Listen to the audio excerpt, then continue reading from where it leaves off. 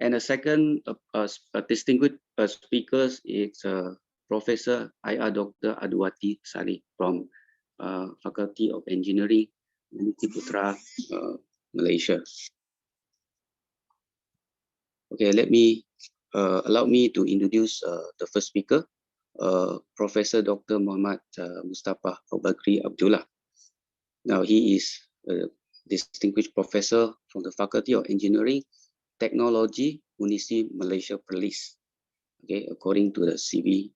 Please correct me if I'm wrong. So now, Professor Mustafa obtained his PhD degree in material engineering from University Malaysia Perlis, okay, in 2014. Now, definitely he has a lot of working experiences, including research assistant, civil engineer, deputy dean, students affairs, UNIMAP, Dean of Center of Diploma Studies, and currently he is the director of Research Management Innovation Center. So here we call RMC. So there they call RMIC, University Malaysia Police. So he has been given the title Anugerah Tokoh Academic UNIMAP 2016. UNIMAP Young Scientist 2017. Visiting professor at Korea Invention Academy, TRSM, Top Research Scientist Malaysia, one of the biggest honors in Malaysia. Okay, and excellent award for environmental protection, Noel for the Noel multi-purpose geopolymer coating for high temperature application in Romania 2018. This is to list several and some of the top achievements. And of course, there are many more, which I think more than 30 minutes for me to read out. So these are some of my personal selections to share with all of you. So I think what we want to hear, what we want to know, learn, and to know more is actually Professor Mustafa has actually a prominent international grant recipients. So to list some of them. So he has received, okay, for example, European Commission, REA, Maria Skłodowska, sorry, very hard for me to spell, Curie Research and Innovation Staff Exchange Program. So as a PI, Principal Investigator, and secondly, King Abdul Aziz City Science Technology, KSA, okay, government, and that is very prominent achievement, I think, with a 1.7 million received, okay, as again, of course, PI. Thirdly, in my selection is International Industrial Grant Anika Teknik Indonesia and International Industrial Grant Nihon. Nihon is Japan, meaning Superior Co Limited Japan. So these are some of the biggest, I think, achievement. I don't think that many of us have achieved this international grant. So I think to hear more about experience, let me pass you to Professor Dr. Muhammad Mustafa. Please share with us your experience. Please talk to us. Please tell us. Okay. So thank you, Professor Mustafa. I think the screen is yours. So thank you.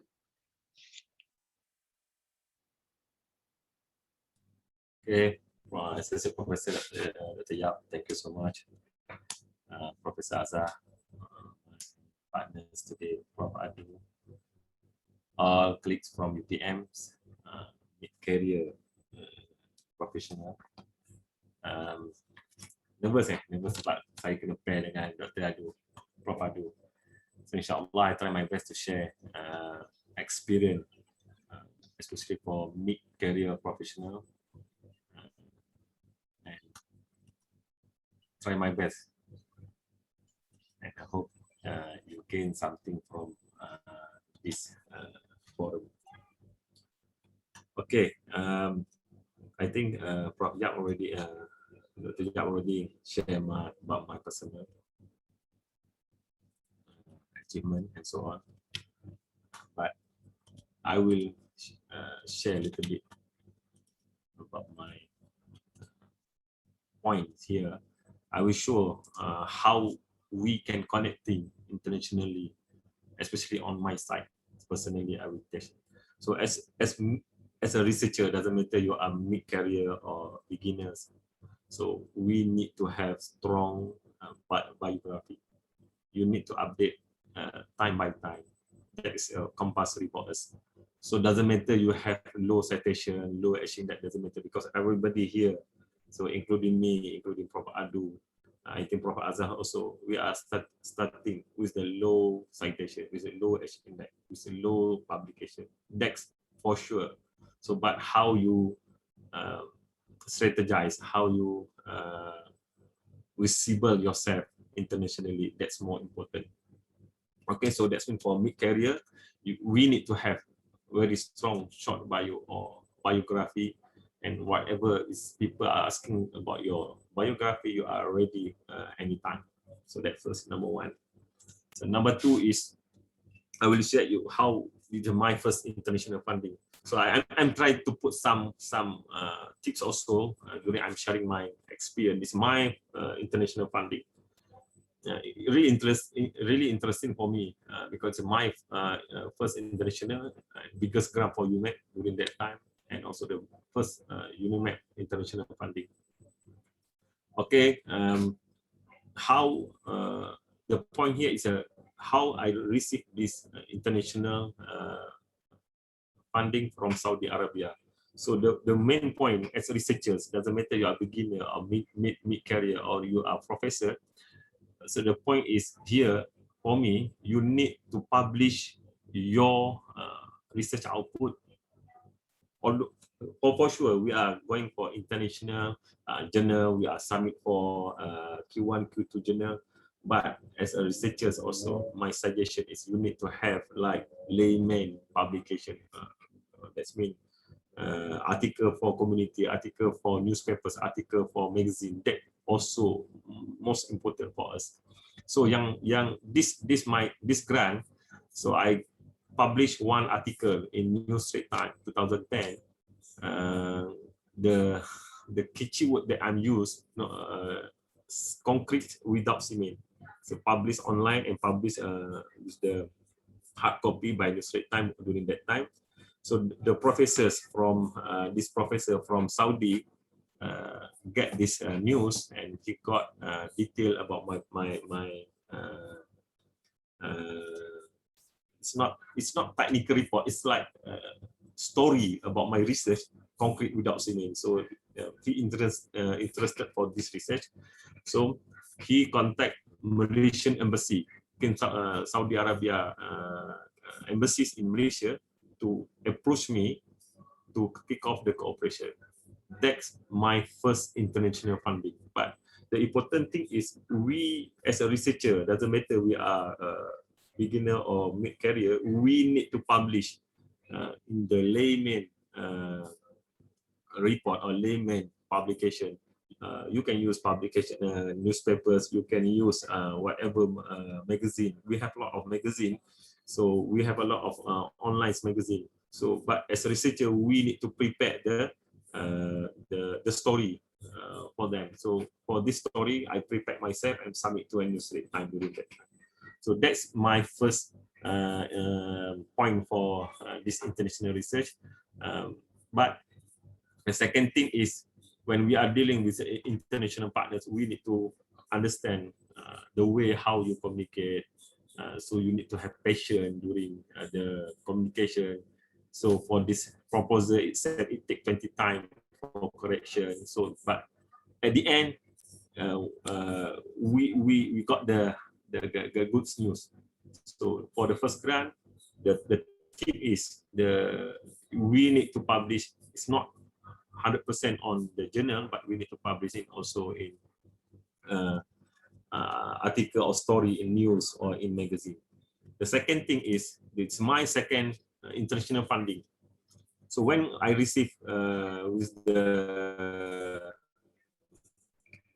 Kim Abdul Aziz City and Science Technology international funding, so we give more than 100% commitment. That's the way. So when we finish, we complete all the KPIs set by the Kim Abdul Aziz City. So normally they ask for 20 publications. We achieved 68 publications during that time. So that's I want to tell you, if we have the connection, we need to take care. We need to make sure they really satisfied what we have done. That means another research funding together with the same group, but this time we combine with the industry, Saudi Aramco Oil and Gas. So it's really tough for me, this research funding compared to the first one, because we are dealing with the prominent industry from oil and gas industry in Saudi. That's Saudi Aramco. Whatever we present, whatever we report, everything need to clarify. Really very tough for this international funding. I think we receive almost 2 million. So the key point here is, as a researcher, we need to ready anything. Doesn't matter when you are dealing with industry, the question normally we didn't expect that question. So, but as a researcher, we need to prepare lots during that time. Okay, so that's my second grant. So this really interesting for me to share with all these participants today. I'm share a lot regarding this story. I think almost half of the university UA in Malaysia I already shared how to visible yourself, how to strike the international funding. But this is my first really international funding. I think Prof. Adu also received the same type of international funding under EU. But the important is that's correct. We got the same one, right? MSc, RISE. Right? Yes. Yeah. 2016 also. Yeah, the same call. Yeah, okay, the same call. So for your information, the MMCA is I think is more on research mobility research funding.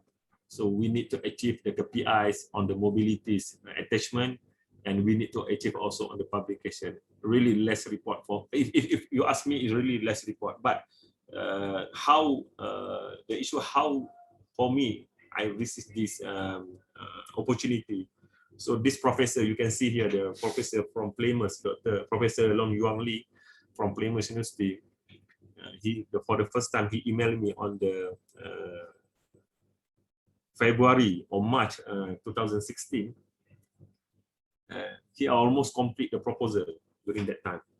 Okay, so he emailed me. He want to invite UNIMED and my team to be one of the partners. So my response really appreciate. Really, I'm happy for that, and we prepared the proposal during that time. So we submit the proposal, and before we receive any news, I make first step. When I first move from my part, I fly to UK and meet this professor, because for me the important part is not the grant that I will receive later, but the important for me now during that time is I need this type of international networking, because this professor is one of the editor in my area, especially on the construction building material journal CBM. He is the one of the editor. So during that time, I'm said to myself, I should meet this guy. So I asked my VC give me approval to meet this professor. Doesn't matter we have any good news or not. So saya jumpa dia on the April 2016, and my first question is, how do you know me? So macam mana this professor kenal saya? So that's my question. So benda itu yang when dia email me, something in my mind, macam mana dia kenal saya? Itu that's yang saya nak tahu sangat-sangat. That's why I make first move, jumpa dia face to face. Ini masa saya jumpa dia ni, yang ni sebelum dapat tahu the proposal is accepted or not. Tapi saya ambil gambar lah, prepare siap-siap, kalau kata accepted saya letak lah. So accepted, alhamdulillah. So when saya ask dia macam mana dia kenal saya, so the answer is dia dapat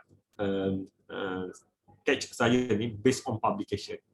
So from this point, so saya nak bagi tahu, we need to taking care every single publication and make sure our publication is linked with online database. That yang saya nak bagi tahu. So apa yang kita buat di Unimax, saya kick off saya punya team on Geopolymer 2010 until 2016. So we publish a lot on the publications. Doesn't matter it's conference, doesn't matter it's on the index journal. But the point here is we need to taking care. We need to strategize our publication to make. We need to make sure our publication is visible worldwide. That's the main issue here. So yang tu saya akan share lah, kalau ada masa saya akan share on the second part lah. So at least you tahu how you link. Contoh lah, I give some example. So how people know me, how people know Prof Adu. So normally if people want to looking something, they try to capture based on keywords. So macam kita nak cari some document in Google. So kita akan catch up dengan some keywords. So that's keyword yang saya rasa we need to taking care lots starting from now. So that's keyword. So you publish your research keyword in database. Your research keyword juga dalam your papers should be linked together, should be mapping. That most important for me. I think a few days or a few weeks before, I share a lot to the young researcher on the how to visible based on online database. So I think it take longer time if I'm tired to share here, because normally it take 2 or 3 hours sharing. Okay, so the point here is we need to taking care our publication, and we need to taking care all single publication and make sure it's linked together and linked to our database. Our database mean database in Google Scholar, database in Scopus, database in Web of Science, database in ResearchGate, database in LinkedIn, database in Publish, database in academia. A lot of database, research database where we need to taking care. So that's the idea for this research funding. So when we receive this funding, I'm really put my commitment here. So starting from this grant also, we receive another 4 international funding with the same group. Until now, this year we received another 1.5 million Malaysia ringgit. So today also I have received more one international funding from Indonesia. But why you still ask why you easily? It's not easily normally, but you put on the right track. You put yourself in the visibility. When people search on the research area, people will catch you. That most important part. That maybe I will share the second part. Still have time, Prof. Yap. Yes, thank you. I think now it's 20 minutes. Okay. So thank you so much for sharing your experience. Of course, we want to keep you for a while. And then now I would like to invite the second speaker, Professor Adu Wati Saleh. But before that, of course, I would like to introduce her. Okay, now Professor Aduwati Saleh. Now he is a professor at Department of Computer and Communication System, Faculty of Engineering, our beloved University UPM, Institut Putra, Malaysia. Now she obtained her PhD degree in mobile and satellite communications from University of Surrey. I hope my pronunciation is correct. UK. In 2009. Now she was Deputy Director of UPM Research Management Center, RMC, responsible for research planning and knowledge management. Okay, from 16 to 19, 2016, 2019. She was also the recipient, okay, of TRSM, the prominent award in Malaysia, top research scientist in Malaysia, of Academy of Sciences. And finally, so a study, the UK Alumni Award 2021 Professional Achievement Award. Now in 2020, she was a visiting scientist at KIOS Research Innovation Center of Excellence, University of Cyprus, under the EU Horizon 2020 RISE project. So allow me to list and say something, some of the international grant that he has received. Of course, we would like to listen more and learn more from her. So among them are the Academy of Sciences for the Developing World, TWAS, ComStack, Joint Grants, EU, Horizon 2020, Research and Innovation, Staff Exchange, EU, Erasmus, Capacity Building of Higher Education, and NICT, Japan, ASEAN, IVO. So please tell us more, okay, about especially the international grant. Please share with us your experience of how to get this grant, especially for the young researcher. So please, Professor Adubati, I think the screen is yours. So please, thank you. Okay, thanks a lot. Yeah, and thanks a lot, Prof. Mus, for sharing. I met Prof. Mus a couple of years back. I think it was in 2018, maybe, when we attended a meeting between EU and ASEAN for joint funding scheme in Bangkok. Right, Prof. Mus, such a great time we had there. Okay, so anyway, so Prof. Mus has highlighted on the importance of keywords, right, to make yourself visible. So in my talk, I was asked by Prof. Azhar, yeah, and also by Prof. Yap that there are two parts, yeah, there are two parts. That number one is on my own experience, and number two is more on the tips. Yeah, so I just structure my presentation and my sharing session like that.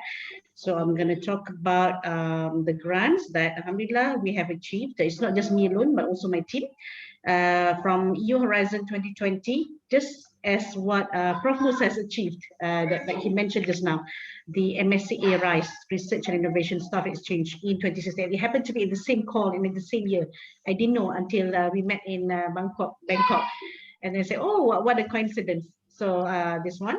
And the second one is on EU as well, EU grant called EU Erasmus Plus. There are two projects that you obtain, My Son and She. By the way, this is the name of the project.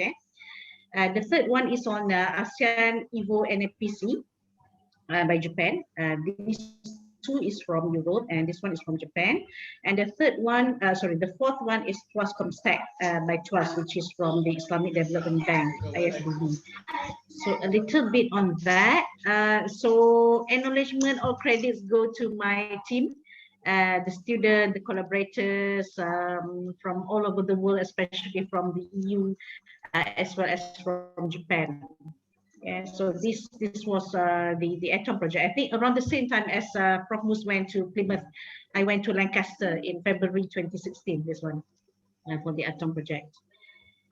Okay, so the first case study, I shall call it as a case study. You can find the information on this ASEAN EVO project. ASEAN EVO means ICT Virtual Office by NICT Japan. You can go to this website if you want to know more, because they update or they broadcast and advertise, they call for proposals every year. So each year they have their own theme. Yeah, so the one that we submitted was first in 2017. Yeah, if you can see the chronology here, I submitted in 2017. Well, the team submitted in 2017 and it got declined. And then we said that, oh, we have to revamp the proposal. We have to do something. So what we did is we wrote in INTROP, yeah, our very own INTROP, Institute of Tropical Agriculture and Products, especially Prof. Ainuddin and Dr. Shariza. So we wrote them in, and then we put IoT central as the central part of the project, and INTROP as the subject matter expert. And we invite our ASEAN collaborators from Brunei, from Indonesia, and from NICT Japan itself. So we changed the scope, we invite in collaborators, and Alhamdulillah, the project got approved in 2018. The project is about, the title is NAPC, Network ASEAN Peatland Forest Communities. The theme was in protecting the environment using IoT. Yeah, so my background is in the area of mobile and satellite communications. So we use IoT as the central theme of the project, but we use subject matter expert, especially in this particular case from Peatland Forest. So the project just ended a couple of days ago on the 30th of June. It was a 3-year project, and it is I can say it's a very successful project for me. And it has been also personal because from that project, I managed to go through the community. Because mobile and satellite communication, our main challenge is sometimes we go very deep into fundamental, all those simulation, measurement campaign, but we did not go to the community. We did not look in other disciplines. So from this project, I learned how to do that with the help of course, the CFUs, Prof. Ainuddin, Prof. Burhanuddin, and we have other collaborators from ASEAN. So if you look into this proposal, the one that we submitted in 2018, so you can see the topic. So they have the theme. So always follow the theme carefully. Yeah. So this particular year, they had smart agriculture, on smart tourism, smart environment protection, information reliability, and smart city. And we went under this category, smart environment protection. So follow the theme very carefully. Make sure that you are within the scope, yeah, and make sure that you follow all the important dates.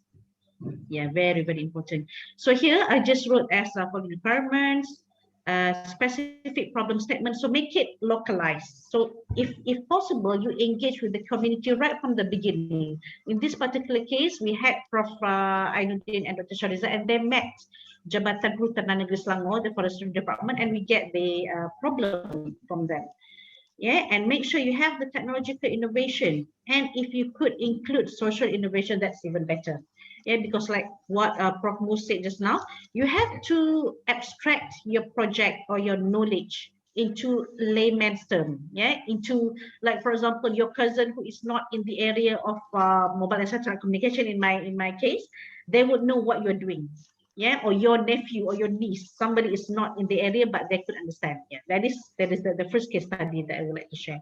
The second case study is on the EU Horizon 2020 ATOM, the similar call that Prof. Mus received as well on the same year, yeah, coincidentally.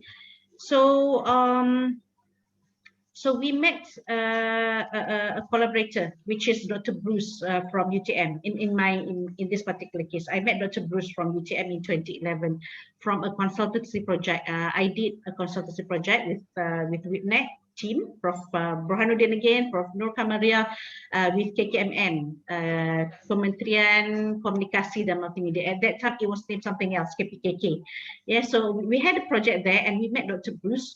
So Dr. Bruce just returned from PhD. He did his PhD in Imperial College. He is attached with UTM Skudai. So we met, and then in 2015, he asked me, Dr. Adwati, would you like to join a project on energy efficiency for 5G and beyond? At that time, there is no 5G. Yeah, 2014, 2015, there is no 5G yet. There are only 4G, but we know 5G is coming up. So I said, of course, I would like to join. You know, this is a golden opportunity. So we wrote the proposal over and over again. Dr. Bruce and me are the collaborators from Malaysia, and we have collaborators from Pakistan, from Sri Lanka, and then from EU side, we have collaborators from the UK, York, and Lancaster. At that time, the UK is still under EU, so they can apply as a project coordinator. And we had one from Cyprus. So we prepared the proposal. It was a lengthy process. I think it took us like 2 months to prepare. And alhamdulillah, finally it got approved in 2016. So it was a really breakthrough. I think the same case with Prof. Mustafa just now. It was a really breakthrough for me because the EU, this particular grant, it's for mobility. And the reporting is very minimal, and eventually it was done by our EU counterparts. This particular project just ended in 2020, in January 2020. So this is some of the output from the NAPC project just now, the one that I shared about the peatland. Yeah. Okay, hold on. This is on the NAPC. So in the case study here, if you can go, if I can just share the information about the EU. Before that, it was termed as Horizon 2020 for any projects between 2016 and 2020. But now, 2021, they launched another call. Well, it is just like a sequence. Yeah. Before that, they have FP7, FP6, and then FP7, and then Horizon 2020. And now they have termed it as Horizon Europe. So you can go to this particular page, and currently, yeah, just coincidentally again, they are having this Horizon Europe days, info days. So you can see all these dates. I think even today yeah, the 5th of July, they have information days or info days on climate, energy, and mobility.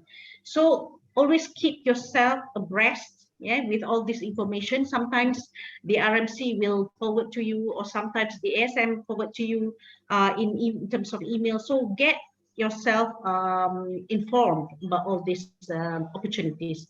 So this particular project on 5G, we call it ATOM, Advancing the State of the Art of MIMO. Advancing the State of the Art of MIMO. Tak nampak lah pula this one. For successful evolution of wireless networks. Okay, so that is my second important international grant.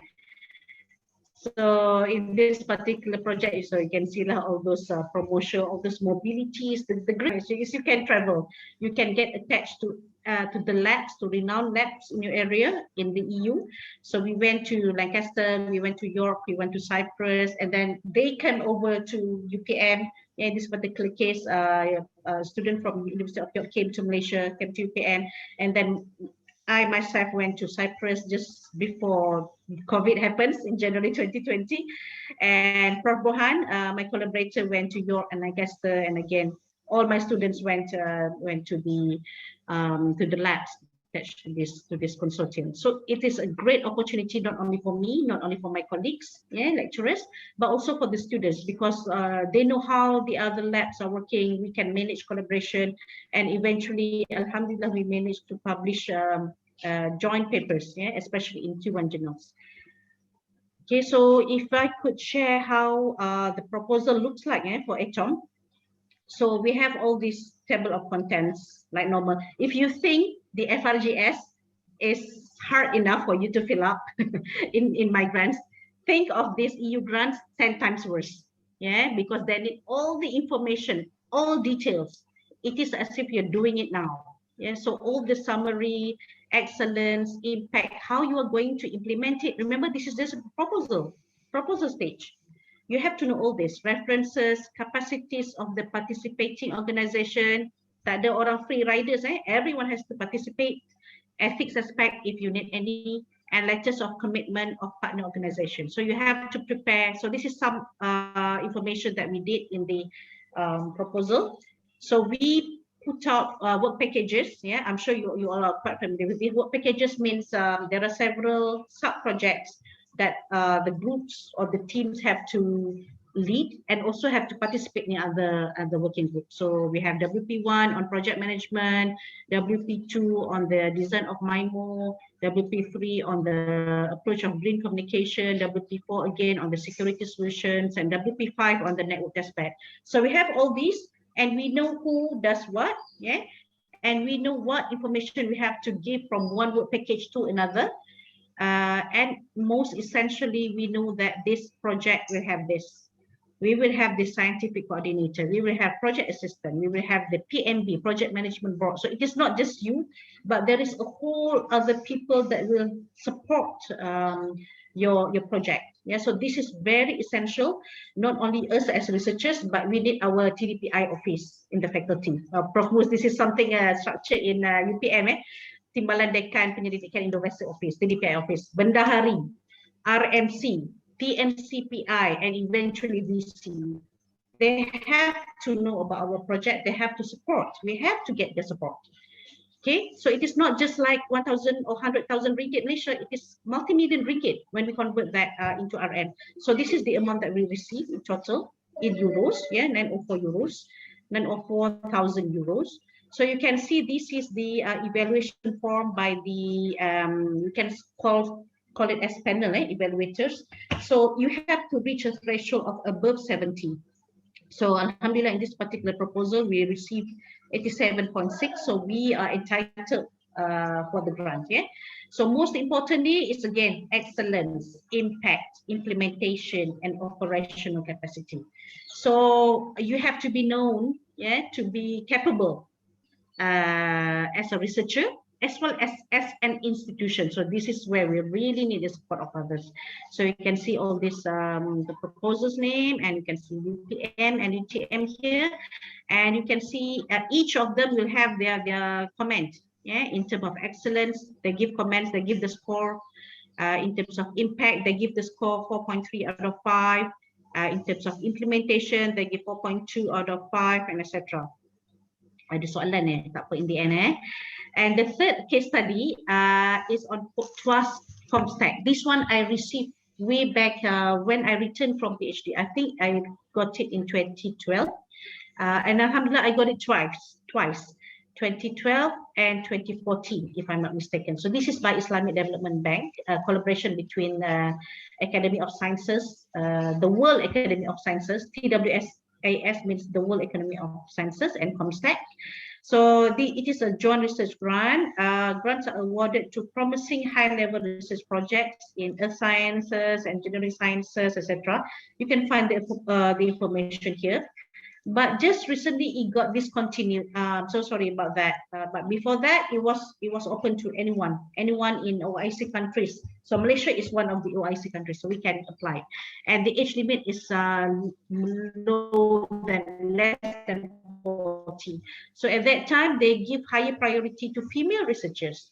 So that's why I got twice. Yeah, I think that's why I got twice.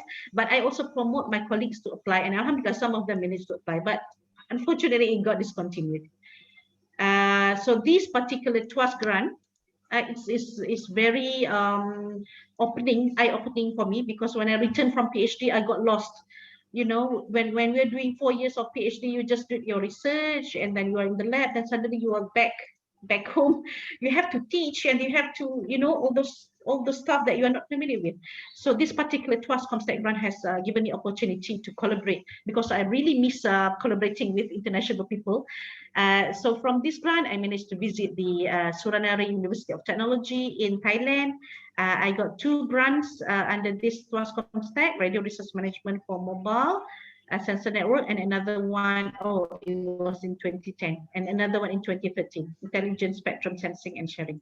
So it leads to another PRGS. So from one project to another, you will always have to, again, like what Prof. Mu said, you have to make sure that you report excellently. Yeah, you succeed in completing the project. You must make sure that you succeed in completing the project, so that you can have more opportunities to enhance the project. So this is what we did. It leads to another project, but it is led by Prof. Rohan, but it is a PRGS. I think that is okay. Yeah, this is the PRGS project that we received.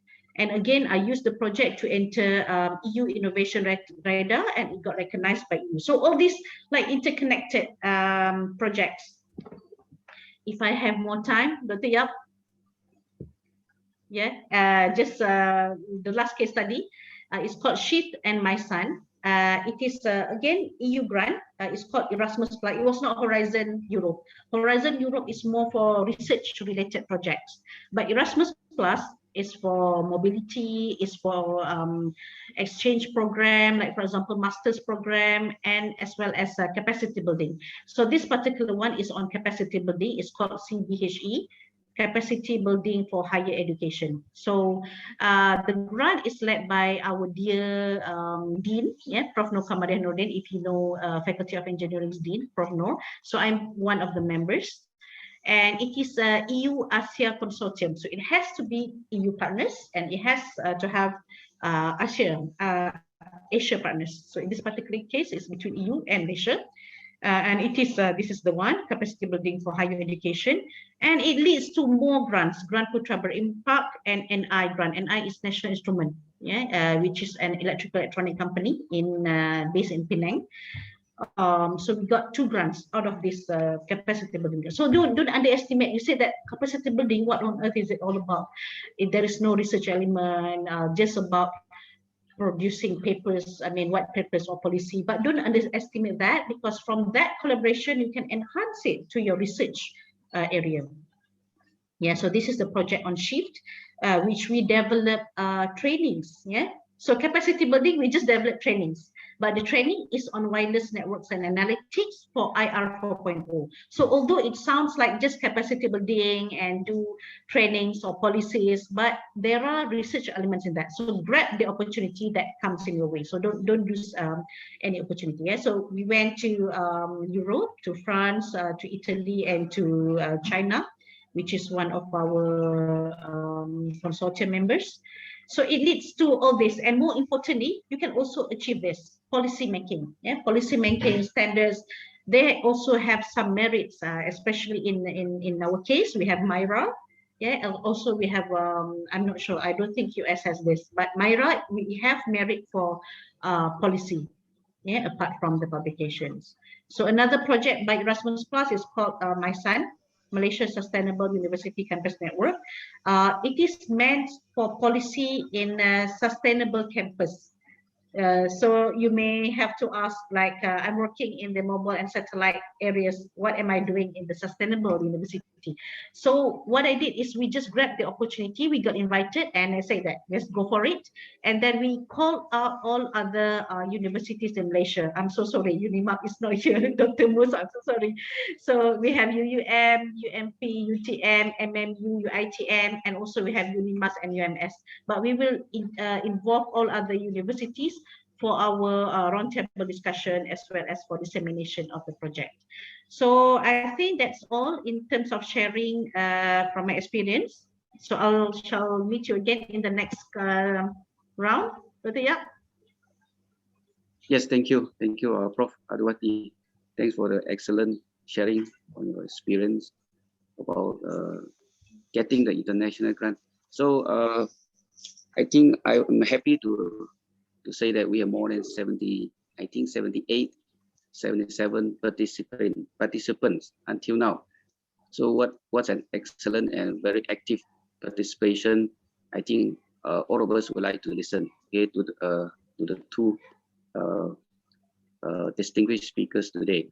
So now we go to the second round, okay, of this session on tips and strategies. Around 15 minutes or so, 20 minutes is okay, no problem. Please talk, please share with us, okay. And then all participants, to remind you, please keep your questions until the end of the second round. So I'm going to open for Q&A later on. So please stay. And yeah, Prof. Mustafa, so please share your tips and strategies. Thank you. Yeah, thank you so much. Prahadu cover everything. I'm trying to share a little bit on tip and strategy.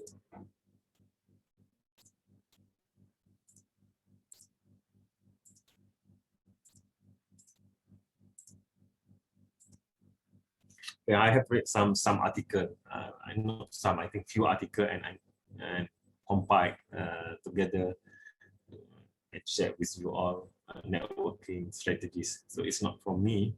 I'm read some article related to networking strategies. I'm almost, it's quite similar what we have done. I think for Prahadu also the same thing. So the first most important part, you need to make yourself useful. That's number one. And number two, I think almost we get involved at the conference, exhibition, seminar, workshop, and masterclass. That's how we increase our networking strategies. Not only join a conference and present, but we need to actively say hi, change card, and keep emailing, keep calling. Because maybe for the first time maybe we will have another chance to collaborate. It's not the same time, the same year, or maybe a few years later back, we have chance to cooperate. Let's try to get involved actively in conference, exhibition, seminar, workshop, and masterclass, and so on. The number three is really important point for me. Develop a social media presence. I will touch little bit detail with some tutorial. And number four also, for the current situation of pandemic COVID-19, we need to open up for online networks. Doesn't matter we have meet face-to-face or not, but we are moving to online networks. So I think Horizon 2020 or EU also are working on that a lot to make sure international mobility will be on. Doesn't matter it's online or face-to-face or hybrid.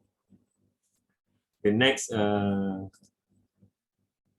strategy is join an association online. I heard Prof. Adu, and she have a lot of association, and you can see Prof. Adu profile. So same like me, I'm one of the vice president of World Intellectual Properties Association, vice chair for Southeast Asia and MCAA chapter. So that the association can bring us more networking.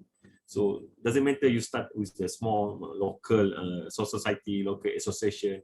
So like if you don't have association, let's say you are working on food technology. So normally food technology, they have international association. Try to bring into Malaysia. So like say we don't have any geopolymer association before. So we create Malaysian Geopolymer Association. Now Indonesia, they have their own geopolymer association. Now worldwide we have Geopolymer Institute in France. So we have new connection. We need to bring all the connection worldwide working on the same area in the same umbrella. So that's the point of join an association or learn society.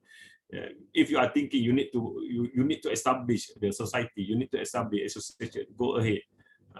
For example, last few weeks, UTM invite me to be one of the ESCO member for Zeolite Association. So Zeolite, they have international Zeolite Association. So we have Malaysian Zeolite Association. So that we can combine as an association member for the country representative. So we can bigger our networking. Strategy move from the people you know in person and online to the people haven't you meet before. So maknanya we move to another people that we have doesn't meet before. So let's say I meet Prof. Adu, so maybe Prof. Adu they have friends working in a similar research area, so we can move on to that person also. Number 7 is a build network into your everyday. So the networking is the main activities. So the routine. Every day we are thinking about networking strategies, how you increase your visibility, how you increase your networking, and so on, so on. So the number 8, go to guest lecture. I think it's really helped me a lot on the guest lecture. So I'm not good enough in the English. So but the way how we can improve time by time, we go slowly, step by step. We move to Indonesia, we move to Thailand, Brunei, and so on, so on. So number 9. Be open to new connection. Don't worry to the open up new connection. So tak perlu takut, tak perlu risau untuk open up new connection. So maybe this connection is not related much for the current, but maybe 10 years future they really we need that type of cooperation. So for my cooperation, let's say I meet one professor from Poland 10 years before in ITEC. So starting last few years, 2019, we received a lot of Erasmus Plus together between on the student and staff mobility. So that's you need to taking care your networks daily. So let's say like now current situation, I think almost 2 years we cannot travel. So say hi, keep emailing them, keep calling them. So it's quite close, like family. So number 10, don't be afraid to make the first move. Tak perlu takut untuk buat first move. Macam saya kata tadi. So I met the professor in Plymouth and make decision to meet face to face without any success story yet. So because we need that networking. So now it's quite difficult untuk kita travel. So why not you start on the online network. So don't neglect to your peers. And number 12, maintain your network. Yang ni sangat important. You need to maintain your network. At the top of the networking pyramid is good old cold calling and cold emailing. So keep calling. So last 2 days I got calling from my colleague from Madinah University, Taibah University. He asked one of a new university in Rabiq, KSA, try to have cooperation with my group. So last few days I have meeting together with the group in KSA, and we achieved a lot really interesting discussion. So especially on the joint international funding, really. But when you have networking, I think you can use all your networking to become I think a good news for you, for university and so on. Okay, that's the 12 strategies that I compiled from few articles from previous researchers. Okay, and try to share a little bit about the Erasmus. Okay, so you need to understand Erasmus Plus is a tool for cooperation between Asia and Europe. So this you as a mid-career, you need to taking this opportunity a lot on Erasmus. EU create Erasmus to make sure cooperation will kick off between Asia and Europe. That's the way. So you need to apply Erasmus, more Erasmus, building capacity and so on, so on. So now building capacity already closed. So they have a new structure for Erasmus. I will share a little bit on the Erasmus structure. I think for me, I'm still receive Erasmus year by year. Doesn't matter is on the pandemic or not. So but from the Erasmus, they have few structures we need to achieve. So you can see from here, the Erasmus Plus mentioned about EU support for education, training, youth and sport. They cover starting from the student from primary school up to university level. So the funding program between scholarship, EU and EU for international cooperation. So this one is the old Erasmus structure. So I think Prof. Adu mentioned a little bit about capacity building and other method is under 2014 and 2020. For 2021 up to 2027, they have new structure and some new activities was opened up for any cooperation. So for the mid-career staff, like here we have 88 participants. So you've tried to focus on the key action number one. Key action number one is on learning mobility of individuals. That's mean between you and counterpart in EU people. So that's mean one. Let's say you are other connection between you and Poland. So one of the professor, or doesn't matter is a professor or not. You can ask to apply any staff mobility or student mobility under key action number one. So this key mobility is still open up for Erasmus 2021 up to 2027. That easiest way. So that's mean this is cooperation between individual in Europe and individual outside Europe. So I have captured this one a lot, and I have captured also key action number two. So key action number two is more on cooperation between faculty to faculty or university to university. So that's Prof. Adu mentioned about the capacity building. So it's quite similar, but this year Erasmus focus on partnership for cooperation, partnership for innovation, partnership for excellence. That's the main structure for Erasmus under key action number two. We have key action number three, and we have also key action number five. I cannot go for details, quite a short time. So we have some more. So another one on the structure for 2021, they put sport. A lot of funding on under Erasmus Plus. They put on the under sport activities. Okay, higher education and cooperation and so on. So I try to share on the strategy.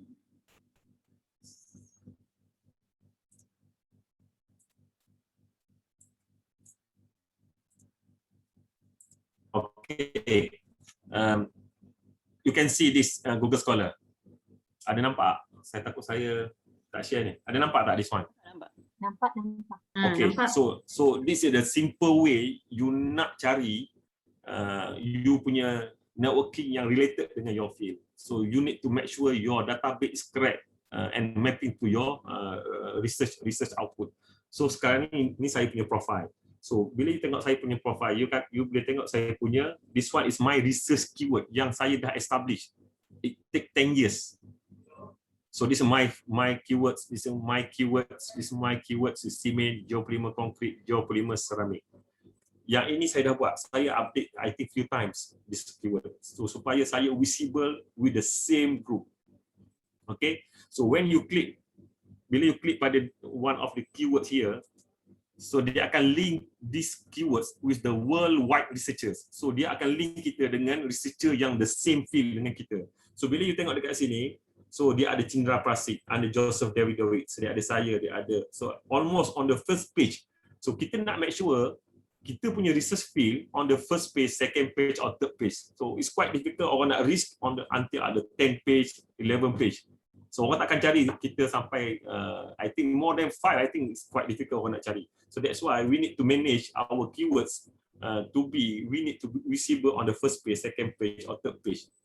That's the way you need to move sekarang. So sekarang I think the time untuk kita move based on your achievement. So sekarang let's say katakan sekarang you ada hanya Prof, saya ada hanya 200 citation. So you need to be in 200 citation punya group ataupun little bit bigger, 500 or 1000 citation. So making small group first. When you reach, let's say you reach 2000, so you change the keywords to become bigger.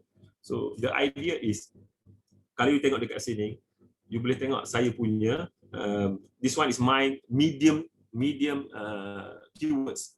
So this one is my general keywords. Cement is quite big group in cement. If I click here, so the citation here is 45,000. Number 10 around 80,000. So that's mean for me this one is my general keyword because I'm working on cement. So you pergi ke next page. So saya duduk pada second page. So saya make this one is my general keywords because the highest one is more than kita punya citation, my citation. So saya pergi ke another. So saya ada construction material. So my construction material, so this one is a most little bit specific compared to cement. So saya akan berada on the main page. So saya pergi lagi untuk page lain.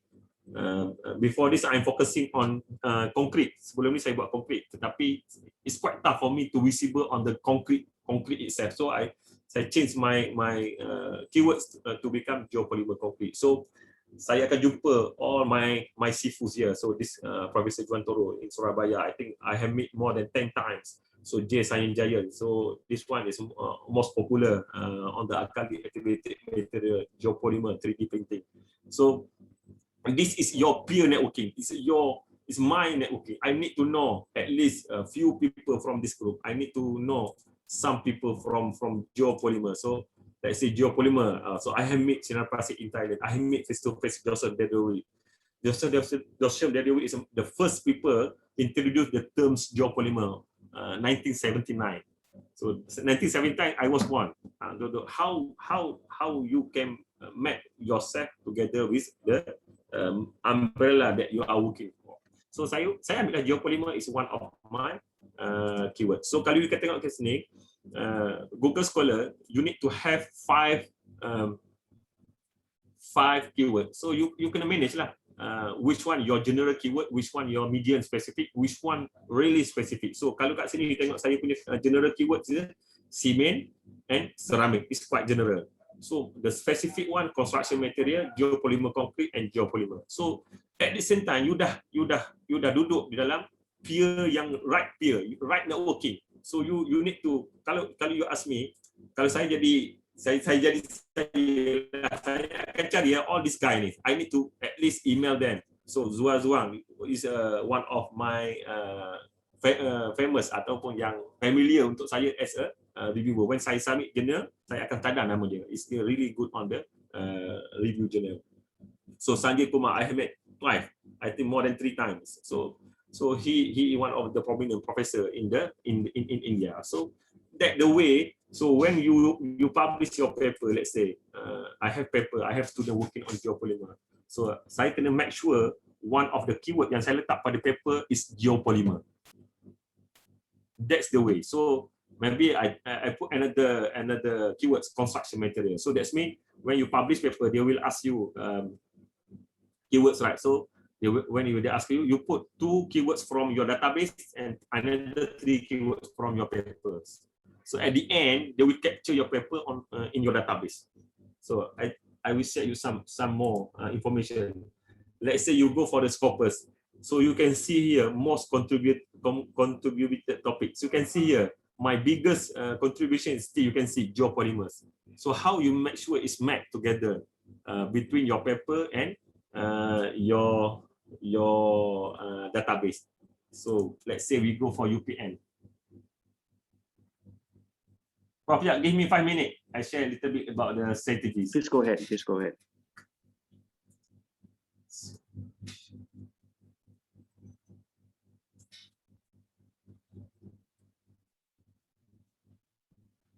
So UPN ranked number 3. So UPN already have over 45,000 publications.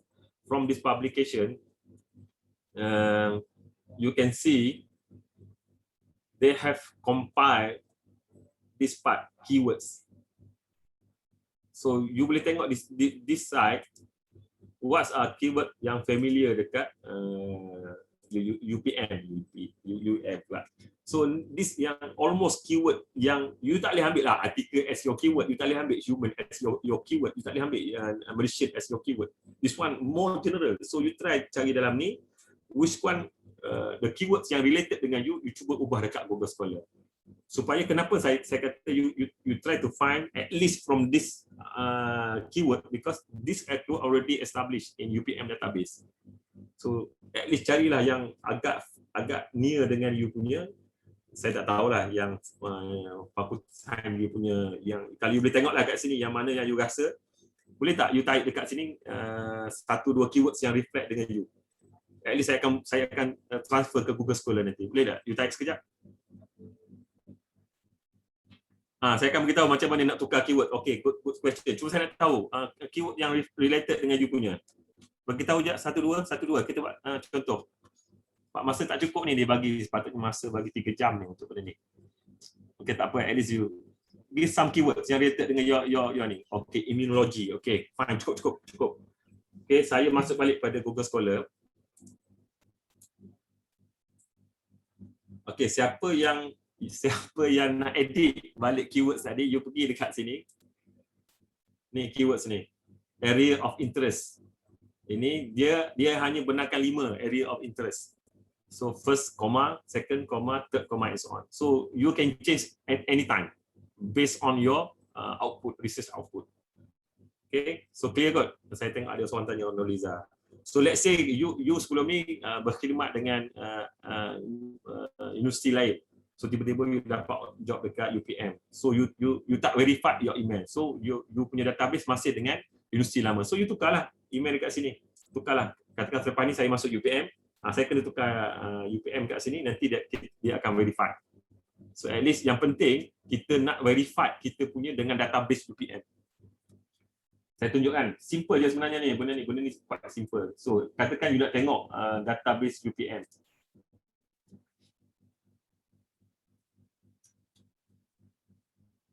So ini yang ada dalam UPM. Ini rank yang ada dalam, the highest Prof. Dr. Aminah, 29,000.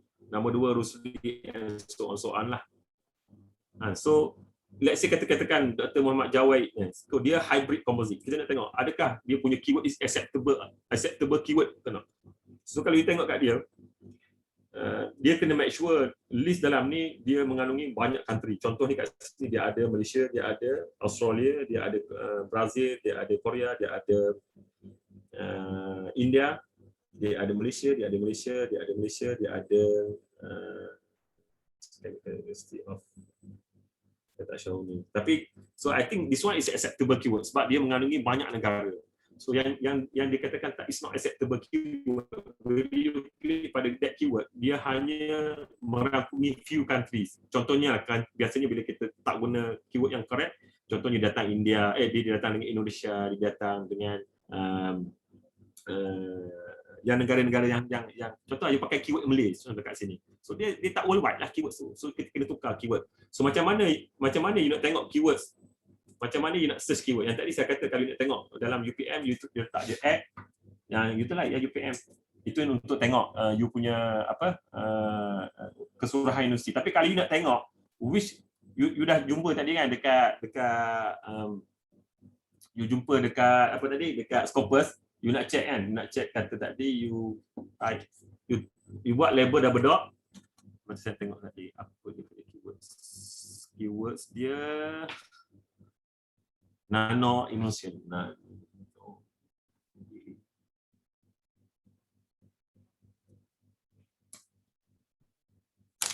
So kita tengoklah this yang people are working on nano emulsion. So kalau siapa-siapa yang nano emulsion, you sepatutnya links dengan this guy. Dia ada dari Saudi, King Saud. So King Saud sekarang ni Arab Saudi, dia lot of research funding open up. So cubalah contact Faizal Syakir ni by buat dulu networking and so on. So yang ini daripada India, yang ini daripada North Dakota State, saya tak tahu daripada mana. Ni from India, ni from MPOB, ni from Saudi, yang ini from Iran, yang ini from so that means it's acceptable keyword. So you nampak lah. Let's say katakan you jumpa dalam ni EU punya country. So you contact lah dia, at least nanti you ada reason untuk apply any European Commission punya funding. So ini saya nak beritahu it's a platform untuk you make sure you punya keyword is acceptable. Acceptable mean banyak negara pakai dan dia mengandungi banyak researchers. So contohnya kan saya katakan you letak beton. Beton ni orang Indonesia dipanggil beton. Beton is concrete. So it's not 100% country pakai beton. So you akan jumpalah negara-negara yang hanya yang acceptable. Dia ada Turki, dia ada Deutschland, dia akan ada Poland. Jadi takkan jumpalah negara-negara seperti UK ke apa ke. You akan jumpa Turki. So beton is not acceptable keyword. Yang sepatutnya yang dipakai adalah konkrit. Konkrit dia memang acceptable. Sebelum ni saya pakai konkrit. So konkrit. So you akan jumpa tak ni my professor ni Long Yuan Lee yang saya tunjuk tadi daripada Plymouth. Dia antara yang top dalam konkrit. That's why saya kata saya buat first step, first move, saya pergi jumpa dia sebab dia one of prominent researchers. So kita kena get along dengan prominent researcher. So I have met John Provis. Dia working on cement. So dia dekat Sheffield University. So sekarang ni saya hantar student saya buat attachment dengan dia. So that's my strategi lah yang saya boleh share sedikit. Kalau you nak tengok, kalau you nak tahu lagi strategi lain, macam mana you guna Publish untuk submit paper, macam mana you guna ResearchGate untuk jumpa you punya peer yang sesuai. So banyaklah kaedah-kaedah dia yang macam mana you nak cari partner lah, nak cari networking. So itulah yang saya rasa sedikit saya boleh share dengan limited masa ni. Dia bagi 15 minit, so saya cerita setakat 15 minit lah. Sebab saya banyak nak tunjuk dekat you. Kalau saya nak boleh tunjuk berkenaan how journal you nak cari grant international contohnya. So you boleh masuk dekat aje.com. You akan tengok dia ada list 30 plus international funding agencies kat sini. So you click one by one, Campus Front, European Commission, you ada European Research Council. Ini yang available. So available means bukan jadi you punya as a principal, you mungkin diimbak jadi partners. Sama juga macam grant MSCA, kita Prof Adu dengan saya diimbak jadi partners, tapi kita principal untuk Malaysia. So yang bagusnya MSCA, saya sangat menggalakkan staff dia panggil nama lain. Dia panggil nama, sekejap saya tunjuk kat you. Dia panggil dia panggil MSCA Staff Exchange. Sebelum ni agak panjang nama dia. So dia buat MSCA Staff Exchange, dia akan open up calling pada bulan 10. So that's mean this coming October dia akan buat calling open up. So that's mean you have time untuk prepare berapa lama ni untuk work out on international funding. So banyaklah kaedah-kaedah dia, macam mana you boleh link dengan ResearchGate, macam mana you link dengan Publish and so on. So I think later lah kot saya boleh share. So saya rasa setakat tu dulu.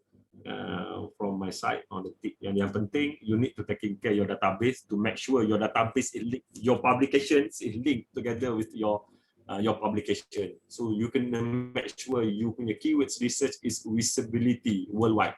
So let's say you nak cari contoh saya tunjuk sikit.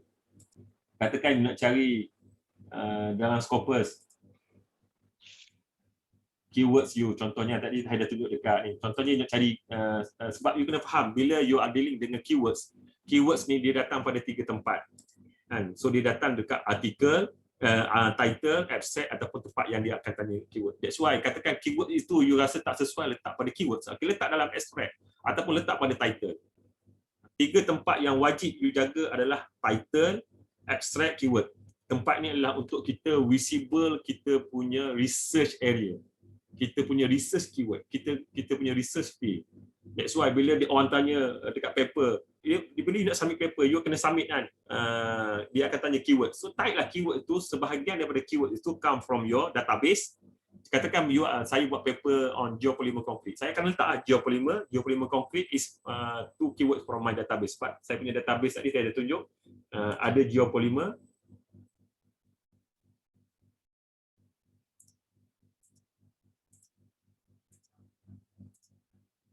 Ada geopolymer and geopolymer concrete. So that means 2 keywords ini perlu ada dalam saya punya paper. Kalau paper saya reflect kepada, katakan paper saya reflect kepada ceramic apply kepada construction material. So saya kena letak ceramic and construction material 2 keywords dalam saya punya paper. So dah ada 3 keyword tu memang spesifik untuk kita punya papers. That's my strategies untuk make sure kita punya database online itu really link together.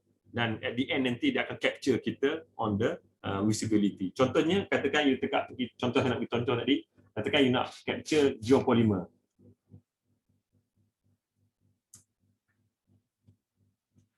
Okay, so worldwide geopolymer dah publish sekitar 8,377 artikel.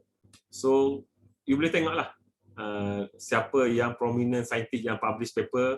So kita tengok tadi database dekat Google Scholar dengan database dekat Scopus is quite similar. Tadi ada John Provis, dia ada Cindra Pasik. So nama yang sama je. So kalau you nak tengok lagi detail, you nak tengok lagi tadi saya kata nak tengok by affiliation, negara mana yang lead. So you tengoklah. So Malaysia, UNIMAP nombor 1, nombor 2 Ministry of Education China, Curtin University, Melbourne University. So normally you know you punya scientist yang reflect dengan you punya area itu dia datang daripada mana. So that's yang saya rasa you kena check balik, especially for mid career ni. So make sure you punya online database is mapped to your publication. That's my conclusion. Thank you so much. Thank you, Prof. Mustafa. I think we are coming with more questions in my mind. Banyak soalan yang bagi saya nak tanya, tapi we say the question for the final round. So now the next is I think Prof. Adwati to share her tips and strategies on getting the international grant. So Prof. Adu, please, thank you. Okay, thanks a lot. I think I learned from Prof. Mus as well just now on the keywords, as well as how to streamline your Google Scholar and your Scopus visibility from the sense. So thanks a lot, Prof. Mus. So from the second part, just now was asking about some tips on how to secure international grant.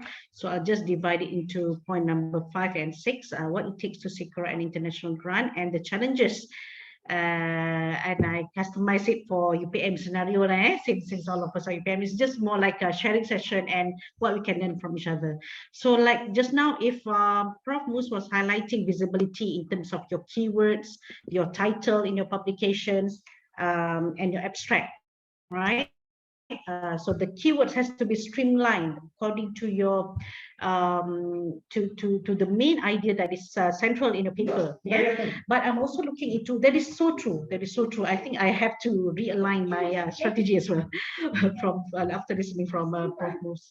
But also visibility in terms of how people know you. Yeah. Like for example, quite a number of the international grants that I managed to secure with my team is because people contact us, because people email us out of nowhere. Sometimes they read about our work or about our profile from Facebook or from Twitter or from the institution's webpage.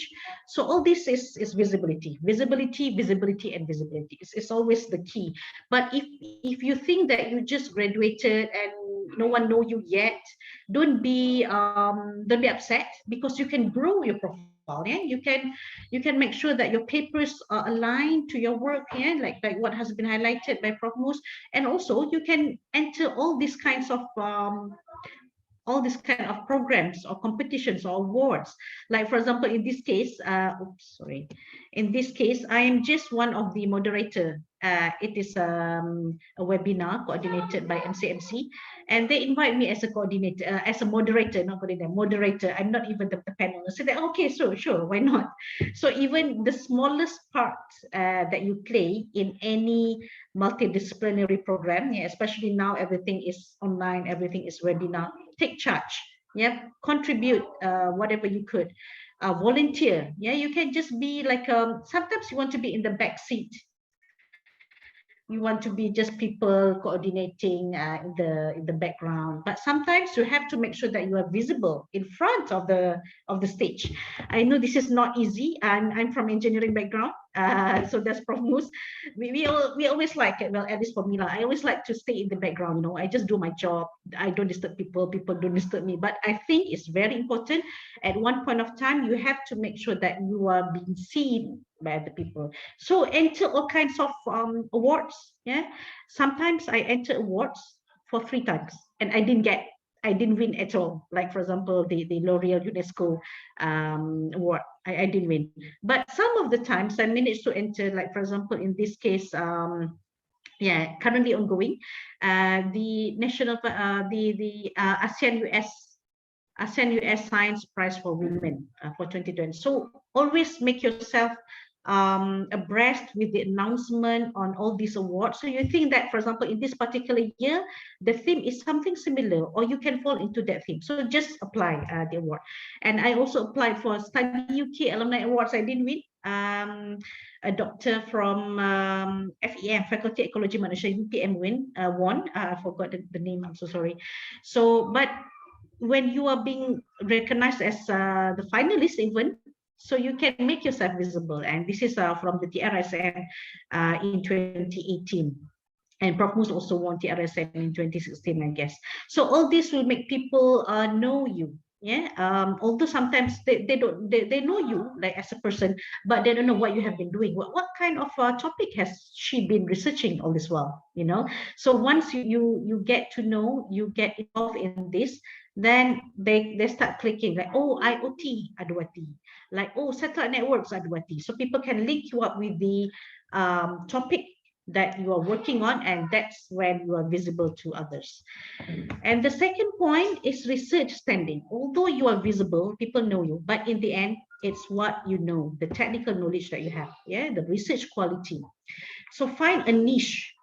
Find a niche in your topic. Like, for example, just now, Prof. Mus was highlighting about cement just now, construction material. So that's his niche.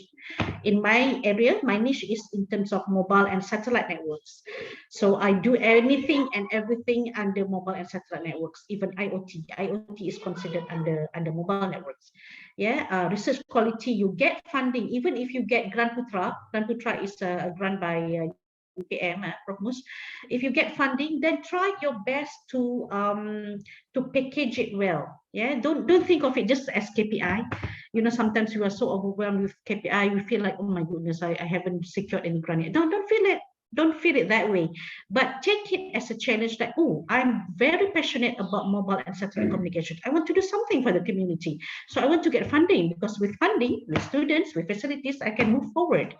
So funding, yeah, research quality in terms of niche area funding, and collaboration. Like we've been talking about this for more than 1 hour already. Collaboration is essential because you can just do so much as a person, but when you collaborate, you explore other topics, other potential. Yeah, some people, it can also be among your colleagues in the same area, but he or she is good in something particular. So you can leverage this opportunity or this advantage or this strength of your colleagues. And the next thing is publications. Don't underestimate this, because publication, especially in high impact journals, it is your way of putting your foot, your foot and your feet in the research area of your interest. Popular writing, like what has been highlighted by Prof. Mus just now. When you write to a newspaper, your niece or your nephew or your cousin or your neighbor who is not in the area can understand what you were writing, then you nailed it. Popular writing. And again, collaboration. If you have multiple names, like for example, if I have a paper as a reviewer, if I a reviewer, I read a paper by this particular institution and only 3 of them, the student, the supervisor, the co-supervisor, with another paper that has like 5 names, 2 names from UPM, 1 name from NICT, another name from University of Lancaster, which paper would stand taller? Of course, the one with the publication, with one with the joint collaboration, because considering that everyone takes part in the publication process, it shows that the paper with joint publication, with joint co-authorship, has higher merit in terms of it scopes well. It considers all aspects in the area, in the research topic of the interest of the paper. And the third one, we couldn't deny this. As a lecturer, we have teaching, we have supervision, we have all those KPIs we have to achieve, but we can only do so much, no matter how passionate you are. For 14 weeks, you have to teach, in UPM. So this week is the study week. This is the start of the week that I can really concentrate on research. I'm not sure about Prof. Mus, but I myself is struggling during the 14 weeks of the semester. So I have to empower my postgraduate students, my master's and PhD students. Now, because we are in lockdowns, in movement control orders, Selangor never go out from our NCO, not like Perlis, Prof. Mus. So I have to empower my students. I can only meet them online, only via Zoom. When I want to meet them in the lab, then suddenly it's NCO again. So I couldn't do as what I wanted to. So what I did is I empower them. I make meetings with them every other week. Everyone has to update via Zoom. You have to show, the student have to show me what they have been doing, and etc. If it is simulation, if it is measurement campaign, what is it that you do? What is it that you need? What is the problem? Tell me the problem. I want to know the problem. Because if everything is smooth sailing, then something is very wrong with that particular student. Okay, so after they graduated, make them as ambassadors. They could go back to their own country, to Iran, to Iraq, to Sudan, to Saudi Arabia, or anywhere in the world, even in Indonesia, for example, or Vietnam. But make them ambassadors of your lab. They could be promoting your lab to their colleagues in their respective countries. For example, you can also make them as co-supervisors to your new students. So this particular student of yours, which is now a lecturer in Iraq, for example, he is really good in my case, in satellite networks. He's really good in propagation models. So I invite them to be co-supervisor of my new students. So the link never stops. You reach out to new people, but you also make use of the students. Your students is very much your asset, so-called asset in your research. So because of that, you have to make sure that the students, the postgraduates, have the best environment in the lab, has the best facilities, and they have the opportunity to collaborate even at PhD level. So I make sure, because I had this when I did my PhD, I had these opportunities from University of Surrey when I did my PhD. So I want my students in UPM also have this opportunity. Whatever obstacle that we have, we don't have any funding, we lack of all sorts of things like, yourself, but make sure that your students doesn't feel that. Make sure that your students are taken care of, well cared of, and make sure that the lab is fully equipped. Make sure that they love to come to the lab. Like for example, this is our lab in the faculty. It's called WIPNET, Wireless and Photonics Research Center, and this particular lab is Wireless Communications Lab. So I have a place there in the lab as well. I have an office, of course. Lecturers have an office on our own, but I also make sure that I have a place in the lab, just like a student. My place is here, just next to my PhD student. And I equipped them with a pantry, I equipped them with a Coway machine, water filter machine, and the meeting room come the eating area. I make it as conducive as possible, as if it is their second house, their second home. Yeah, so we had meeting every week. We meet, and then the students take turns to update their progress. And some other times, this is the heydays before the MCO, we went out for lunch outside, you know, like buffet or something. So I think this is very, very important as a student, because they need the feeling of belonging, yeah, belonging to you as a supervisor, belonging to the lab, belonging to the research area, so that they will put their 110% of their effort and time to the work. So the last, again, networking. So if you notice, from these three research standing, collaboration, and collaboration here. So we couldn't run away from networking and collaborating. It deserves a point on its own, networking, because you can have networking from the researchers, from the papers that you refer to, also like what Prof. Mus was highlighting just now, from the keywords, you know, the people who are also working in the same area as yours, then you can reach out to them, you can email them.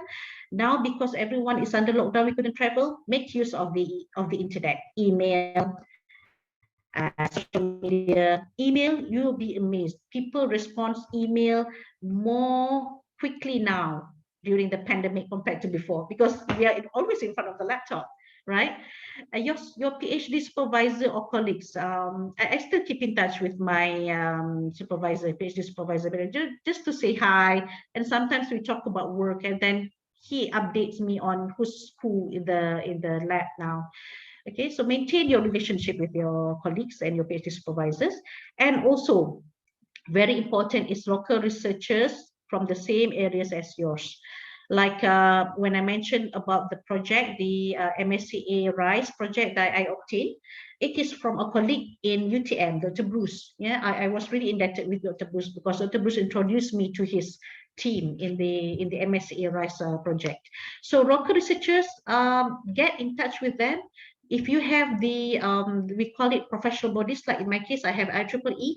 IEEE is so successful in Malaysia because it connects everyone in the area of not only electrical electronics, but also computing, biomedical, you name it, everything is there under IEEE. So get in touch with them. Professional bodies, like I mentioned just now, IEEE, like in my particular case, and we also have IET and all sorts. I'm sure in Faculty of Science you have ICANN-E, maybe, yeah, quite famous and quite well connected, well networked. In terms of consultancies, yeah, I'm sure if you have consultation project with the ministry or with industry, this is also where you form your networking, as well as government agencies and industry. So in my case, I work closely with MCMC, because MCMC is the regulatory body for multimedia and communications, and my area is in so-called ICT related. So MCMC has their own standardization bodies. They call it MTSFB, Malaysian Technical Standards Forum Berhad. So I got involved with them. I participate, I volunteer, although it takes a lot of time, and it's a non-paid job, right? Because it's volunteerism, but I just allocate some time for volunteering in this particular time, in this particular aspect, because, you know, all this ministry, all the government agencies, they need our expertise. They need the subject matter expert. They don't have that. They could be just PTDs, you know, like the pegawai takbir diploma. I don't know what's the word in English. There are PTDs, but they need the input from us. So they will reach out to us, and then you can volunteer. We can volunteer ourselves for them, maybe to conduct some webinars, or maybe to conduct some trainings for them. So never underestimate that. So in terms of challenges, this is a little bit, I don't want to say controversial, but I'm just stating the facts and the experience that I encountered during my international grants process and agreement. We have process for agreement to sign MOA or MOU or NDA. But if you have a project, especially in this international project in Malaysia, you have to sign MOA. And in Malaysia, MOA carries some marks as well in MIRA. I don't want to talk about KPI and marks, but just put in mind that we just want to align. It's not like to dictate us, but just to align and to guide us. Yeah. So that's KPI from my point of view. Not to dictate, but just to maybe to guide. So MOA, it has some marks, and it is needed to be signed if you have an international project, because it shows that your institution is agreed to this particular list of issues, and also agreed by the other party and also the funding body.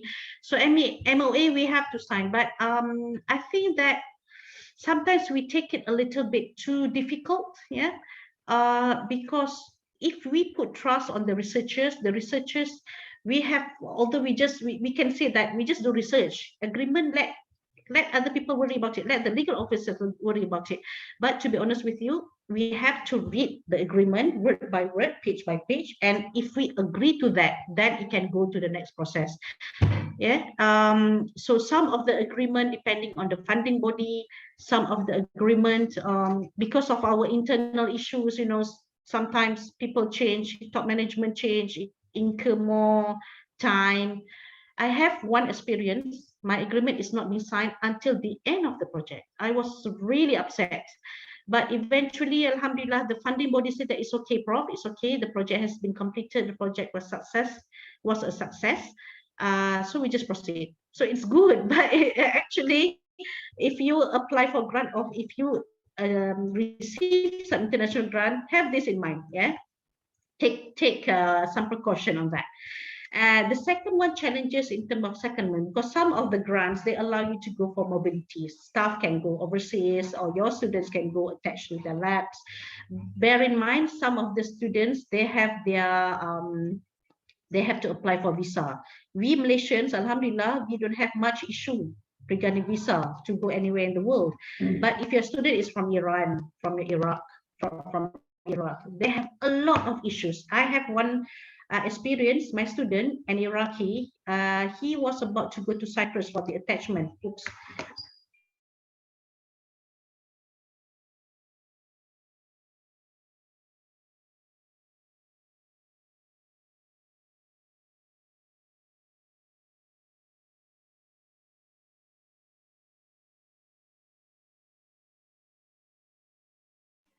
I think we have some connection internet problem.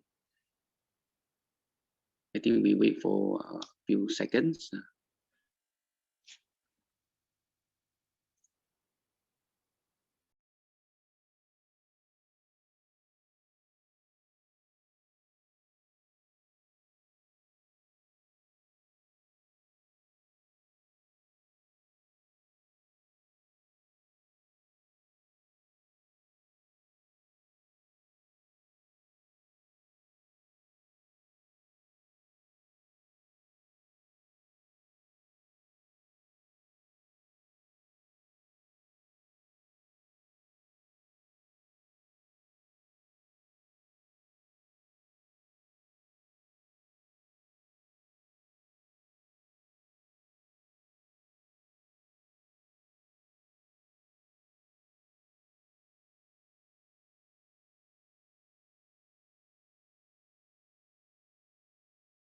The Q&A session, question answer, and definitely Prof. Mustafa is still with us. Sorry, I'm back. Yes. Can I still present? Yes, sure. Because I thought your connection will go on for quite some time, but please, you may proceed by all means. Sedang cakap, habis pula bateri. Okay, anyway, I'm so sorry. But that happens. Okay, so tengah cakap pasal ni pula, controversial stuff. All right, so second one, talk about visa. Yeah, so this is very much related. Like my student, this particular student, Wahid, he's an Iraqi, and he went to, he was about to go to Cyprus, and then he took a flight from Malaysia to Bangkok, and then from Bangkok to Cyprus. Yeah, a transit in Bangkok. When he was transiting, the Thai customs, is it custom or immigration, did not allow him to board to another plane. So he has to stay overnight in Bangkok, Suvarnabhumi Airport, and return to Malaysia. He couldn't go for attachment. So it was a really a lot of issues in terms of visa, yeah, especially for some countries. They have a lot of difficulties. So the third, if I can also talk about account amanah, another challenge lah. I think this is a huge challenge for me, because once you receive the funding from international body, then you have to open an account amanah, yeah, registered under your faculty or registered under RMC, because they can transfer directly to your account. But bear in mind, the process may take time, especially now when everyone is working from home. Some of the staff is working only 4 hours a day. So always take all this into considerations. It may not go according to your plan. And finally, matching grants.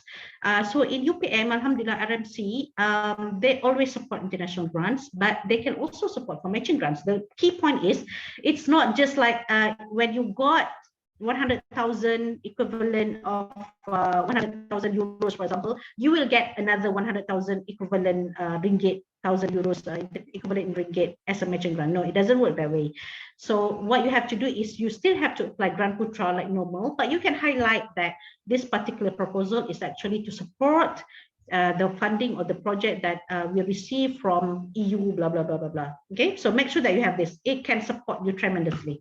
Apart from that, we please also have this into consideration, especially in terms of COVID-19. Yeah, it's for 2 years now. We are still in the pandemic. Project management may have to be delayed or restructured. And bear in mind, you are talking about cultures. I have experience working with the Japanese, working with the EU countries, so totally different cultures. Yeah, and I was a graduate from the UK for my degree and for my PhD. So again, I was more inclined to the European or English culture. So Japanese culture may not be the same, but you have to respect them. And we have to respect them because they are our collaborators and they are our funding agencies. So learn about that cultures, and you need to have a good coordination. Because without coordination, your project couldn't progress well. I think that's all, Dr. Yap. I'm so sorry for taking some time due to the technical glitch. No problem. No problem. Okay, thanks, Prof. Abdul-Wati. A very impressive presentation. In fact, that I myself learned so much. Okay, from you. Okay, of course, also from Prof. Mustafa. I think being Malaysians, we are very proud. Okay, of both of you, bringing the name Malaysia all over the world. So I managed to go to my sabbatical in Japan, Tsukuba. So when I presented in front of, I thought just 10 people sitting around, but I think more than 100 people attending my talk. I think this is what I think we need to do, and this is what I'm going to share. So I think the next round will be Q&A sessions, and I open for all participants. Okay, any question? Please do so. This is the only golden opportunities for all of you to ask. Okay, I keep my question already. So please, participant, please, any question, please ask to either Prof. Mus and also Prof. Adu.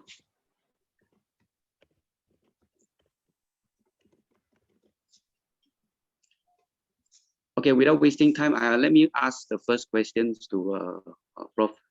Adu. Okay, and also Prof. Mus. Perhaps I think one of the obstacles with collaborations is I think the field of specializations, disciplines of study. In my work, for example, I'm doing monitoring study, so I need to convert the data collecting like pH, water quality, into a value people can see, a commercial value. For example, I struggle to make a pattern. Okay, but I cannot do monitoring data as a pattern, but as a method. So I think this we call a discipline of study could play a very important role. I'm not working on IR 4.0, Industrial 4.0, and even I have to match my work into SDD, okay, sustainable development goal, in order to make my work visible. So I think it's the biggest challenge. So can you please advise me at least, okay, about these challenges that can go through in future? Okay, thanks. Maybe Prof. Mus dulu lah.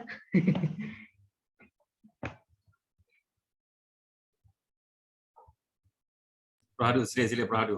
Saya nak belajar. Oh, I think, Dr. Yap, the way that you align your work to SDG is really good. So if you're talking about, like, for example, I'm not sure, I'm not a chemical engineer, I don't have any chemical background. So maybe if you can align and you can make it to water management and you can align it to environmental issues, I think it will be very good, because issues regarding water is a tragedy now. If we don't have good quality water, then it will be a disaster for the life and livelihood. So maybe if you could find collaborators that could enhance your study. Yeah, I think find collaborators that could complement you, not necessarily the same as you, but to complement. Maybe they're looking into other aspects to make it into a nice collaboration project. Yeah. Yep. Thank you. From Moods, can I listen to you? Thank you.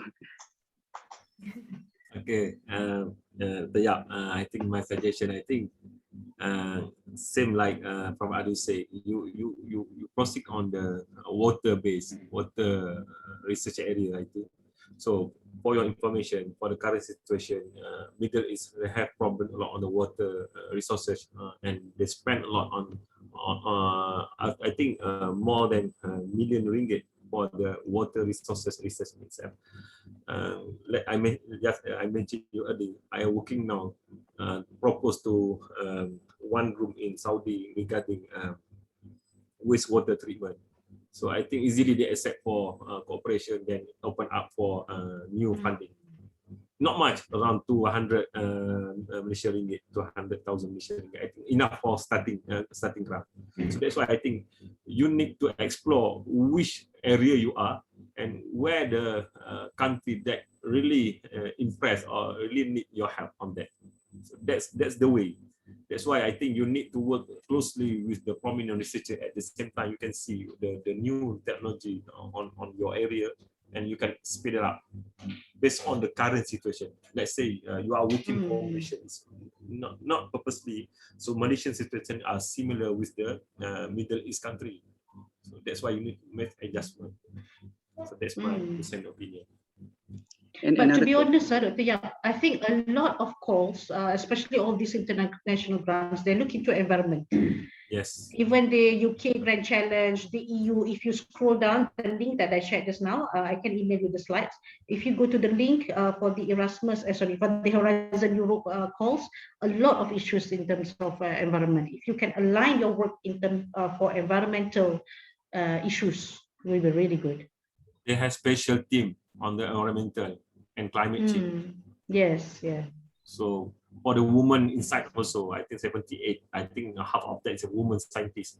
So under EU, they put one team, woman in science. So when European participant apply the research funding, they need to have at least 50% of the researcher is come from the woman.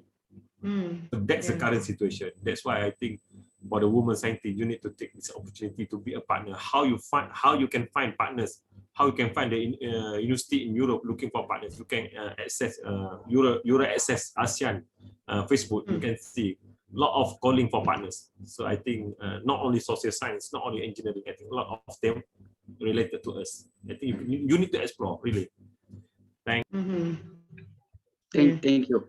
Now I do believe that research is about trust. So collaborators who are looking for us, we do not know them. It's very open information on net, so we don't know them. So what is your opinion? Thank you. Yeah, of course, now even during the pandemic, you can hardly meet them, right? But you can build this trust from the beginning. It doesn't, if you want to be a good collaborator, it doesn't come like overnight. you have to form that trust and you have to earn that trust. And I noticed that I'm not a graduate from Japan. Yeah, Dr. Yap, you know better, I think. When I was working with NICT under the NAPC project just now, they really value trust.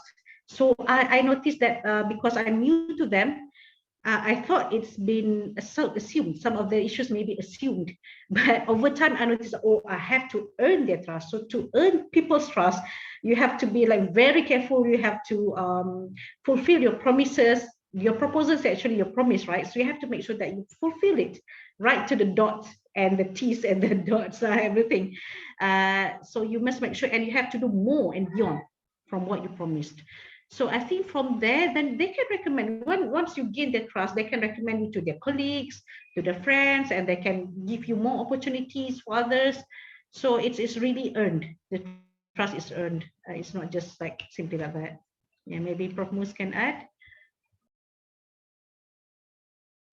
I think the same words that we need to use. We need to put in ourselves, in also in our partners or our networking.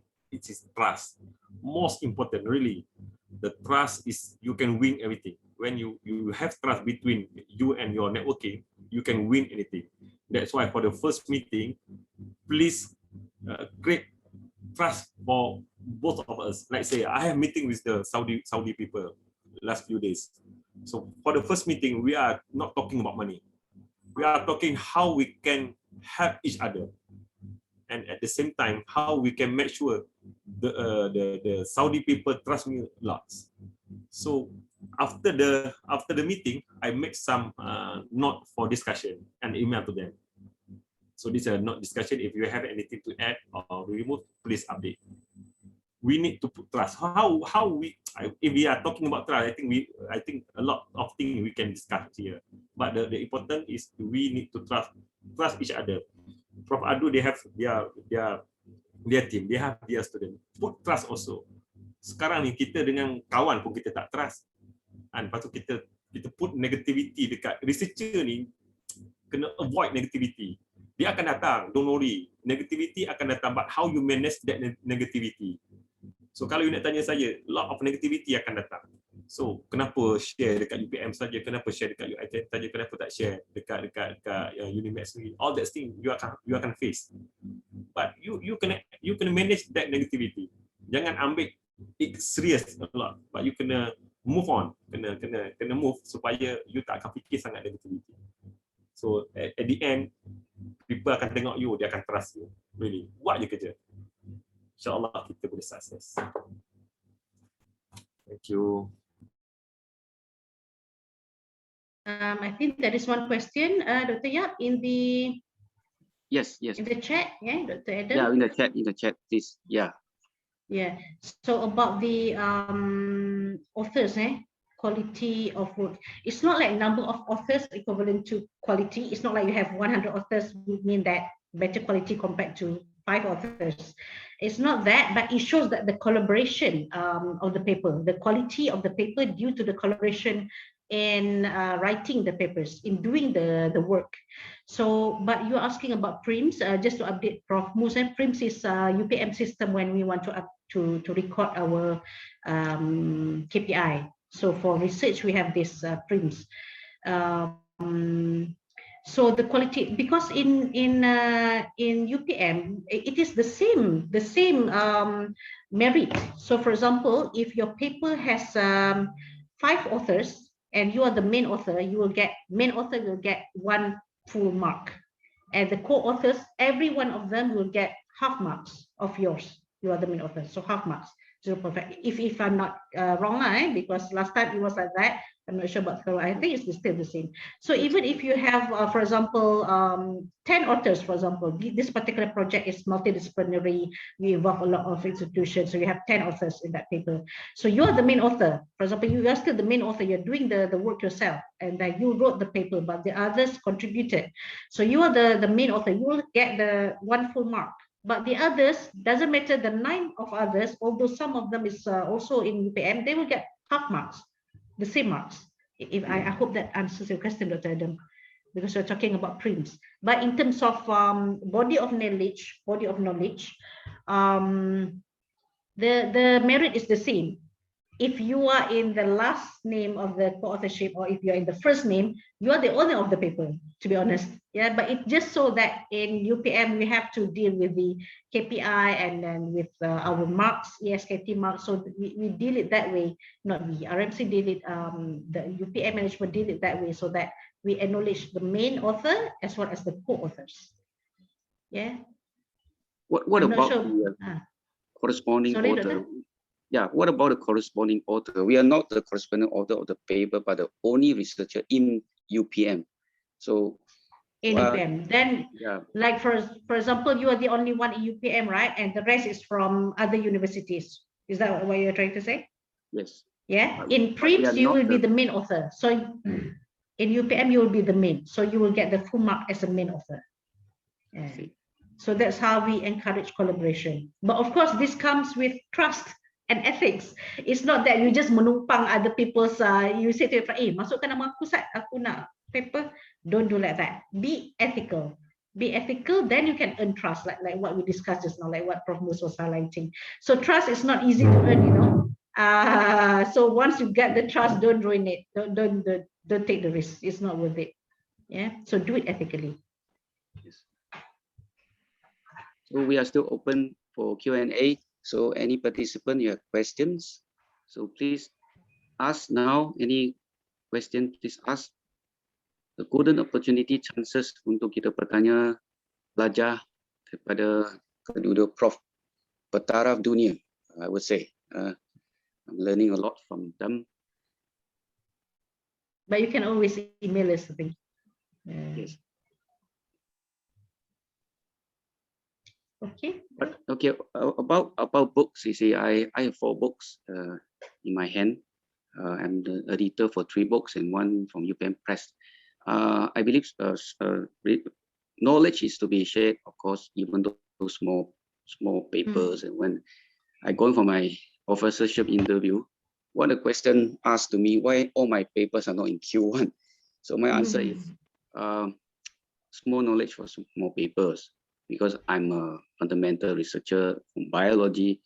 So I cannot put everything, I cannot do everything as, you know, a so-called Q1 or top journal. You see, I have knowledge I share, even though non-cited knowledge is to share. So of course, at the end, I have at least a few Q1 journal. In this year, I have a few. So my question, perhaps the Prof Adu and Prof Mus can try to answer, is that I know that all your area of study are in an established manner that, you know, really go in line with the world moving base. Okay, like Industrial 4.0, the mobile really now go to Industrial 5.0. Okay, and then the manufacture factories or industry, the concrete, the biopolymers, lignocellulosic, all these of high, what we call value-added products, things like that, which my area of study is still looking for these chances, opportunities. So can you give me an advice? Okay, how to work out on this, and also to keep and then to be successful as both of you? Okay, perhaps, yeah. Thank you. In my opinion, Faculty of Science, I really admire you guys. You guys are very close-knit. Like your dean is very supportive of young researchers. He formed the Young Scientist Network, and you guys have quite a number of people in YSI. You have Kaban, Tahira last time. I don't remember the names, but I remember at one time you guys went to schools to do trainings on science and then do the exhibition. My kids once attended the exhibition that you guys did in Mainz a couple of years back. I really admire that because sometimes the knowledge is not just for Q1, it has abstraction level. Some of the items you may want to give it, you may want to publish and disseminate it in terms of Q1 papers. And some of it, maybe a bigger chunk of it in your case, is for the public, where you have books. Books is more well accepted, especially if you have books in terms of textbooks that high school students can use, yeah, for example. And some of it may be for the general public in the newspapers, in blogs, or in the social media. So don't limit yourself. You're doing really well, Dr. Yap, when publishing books, to be honest with you. Don't really care about KPIs, or if you think that your work is not publishable in Q1. You do have in Q1, that's good, that's really good. You do have in books, that's really good as well. You do have publication in papers or in blogs or in social media, that's even better. So don't underestimate your work. It's really good. Don't let KPI dictate you or define you as a researcher, because you are doing good just as you are, to be honest. Yeah, okay. Prof. Mus, maybe some more words. Okay, I had experience same with you, Prof. When you submit paper, sebenarnya you nak cari where's your real network. Sometimes, so your real network ada dalam journal Q2. Sometimes dia ada dalam journal Q1. That's why during my PhD, I asked from my sifu from Indonesia. Before this is from Kertin University. At the most, if you want to be somebody in your geopolymer field, you need to submit your PhD paper in ACI Materials Journal. During that time, ACI is a Q2. Now it's Q1. That's why don't worry. Like Prof. Abdul said, don't bother with the index, not index. But if you're not better than us, you know where you need to go. So if you say, okay, I'm preferring to publish a book, so it's your choice. Don't worry. But at the end, for me, I'm strategized myself. For the first time, I'm focusing on quantity, numbers. When I reach certain numbers, I need to focus on the quality itself. And so because during that time, I need to manage to bring my team, my geopolymer team, to set up on the rank. At least somebody outside people know, oh, geopolymer, oh, Unimed have a good team. So you mentioned one funding from Indonesia, industry funding, right, from Aneka Teknik. So that funding is really come from the Indonesian. They meet my sifu from Indonesia, Professor Juantoro Hardjito.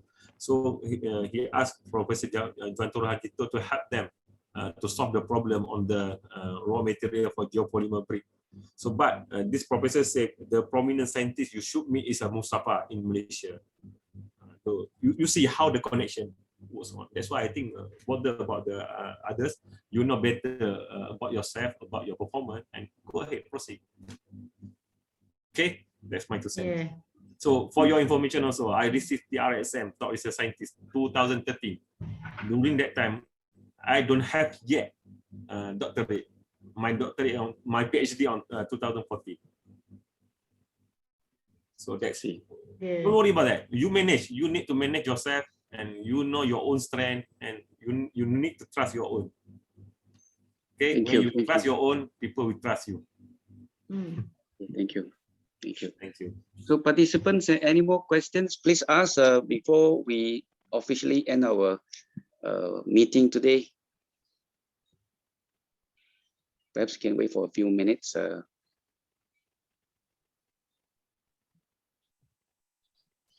Hi, Prof. Assalamualaikum warahmatullahi wabarakatuh. Yes. I'm Intan from Chemistry Department.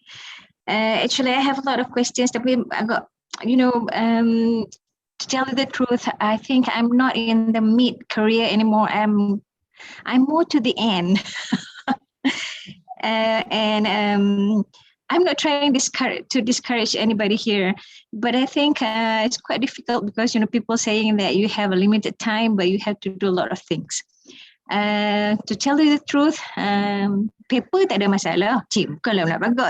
I'm trying to be truthful here. But then sometimes bila tengok project, I don't think that it is like international level. or I don't know whether the outside people will be interested in joining. Itu satu. And then another thing is, I know that some of the people, they do their projects and then they can come up with products. And I never thought about coming out with a product, with even a product. Sebab saya buat natural product chemistry.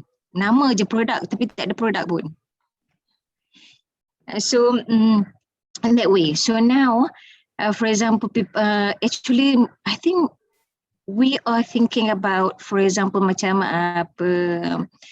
Dr. Yap Cikong katalah, kita banyaknya we are trying to apply for full professor or selalunya macam itulah kan. And then one of the criteria is to get an international grant.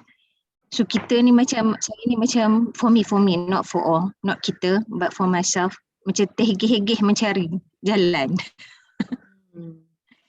And then I got a few leads, and I'm I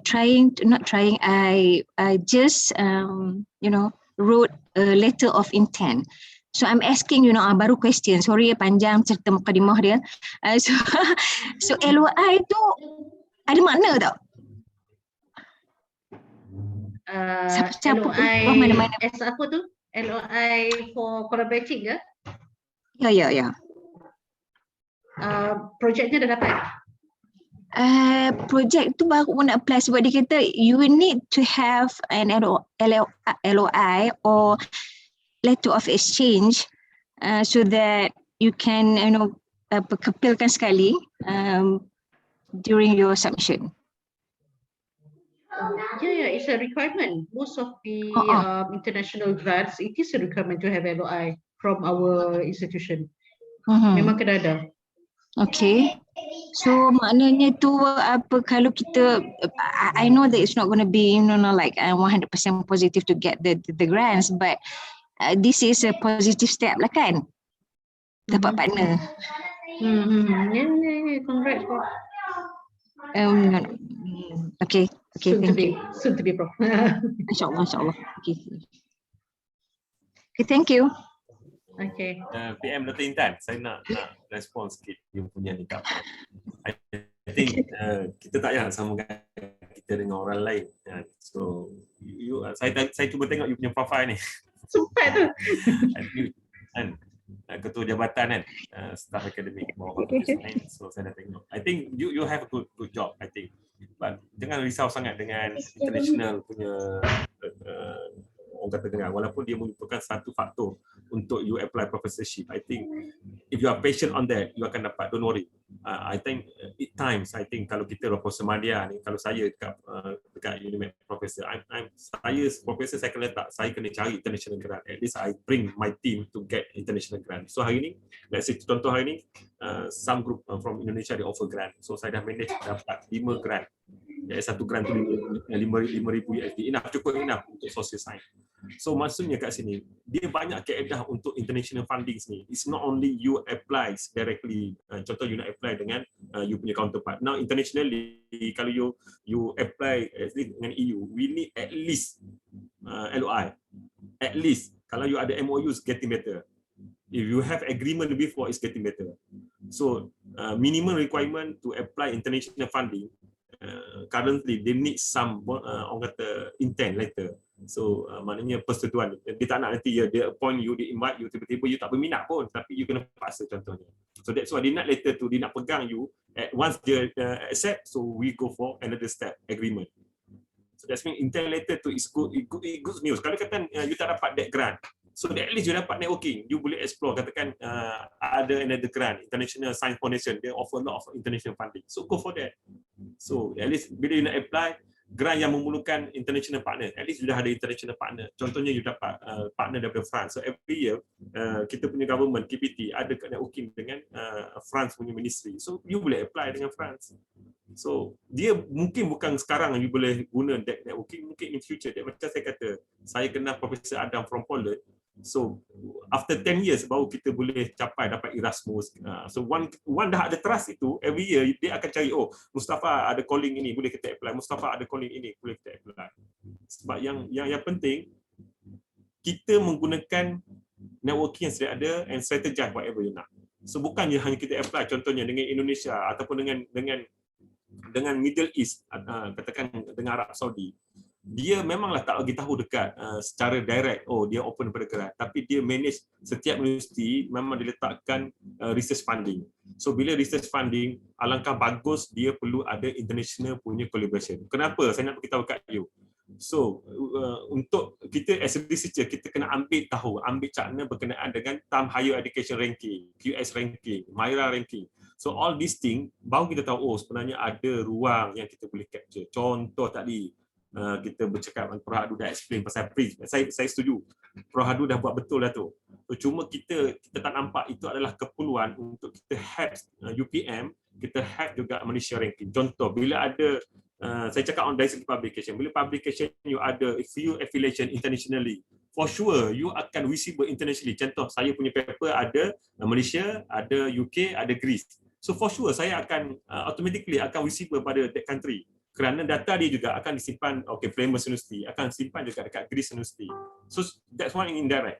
So dalam masa yang sama juga, kalau you tambah lagi affiliation industry, it will help a lot untuk Malaysia di bawah U21 ranking.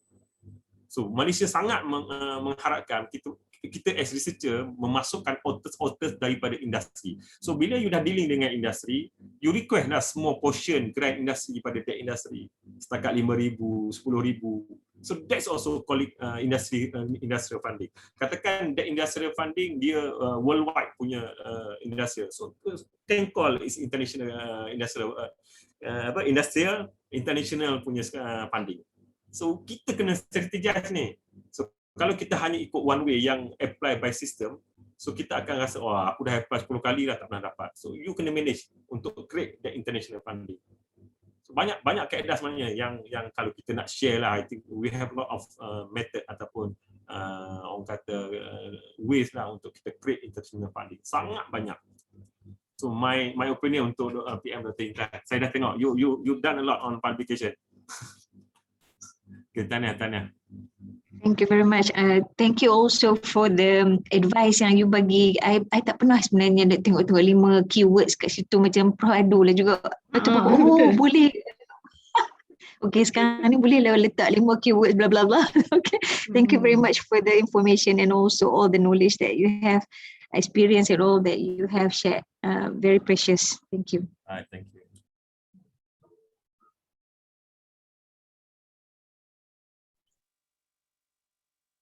Okay. We are still open for the discussion and also Q&A. If there's any question asked, please do so. I think we can spend around maybe another 5 minutes before we officially end our sharing session. Okay, yeah. I'm Rusliza from Medic. Yeah, please go ahead. Please. Yeah, I just want to ask, because I think Prof Hadu has got lots of international grant. I just want to know, how rigorous is the monitoring, when it comes to international grant? Because I thought FRGS is very rigorous to me. So how rigorous is the international grant punya kata orang monitoring tu? Kalau yang di Horizon 2020 yang saya dengan Prof Mus dapat 2016 tu, the project coordinator will have to fill up all the forms. Project coordinator, it happens to be kena EU. So the EU counterpart will have to fill up. But of course, they will request you some information so that they can upload on the system. They call it fundings and portals, fundings and tenders portal dalam EU punya ni.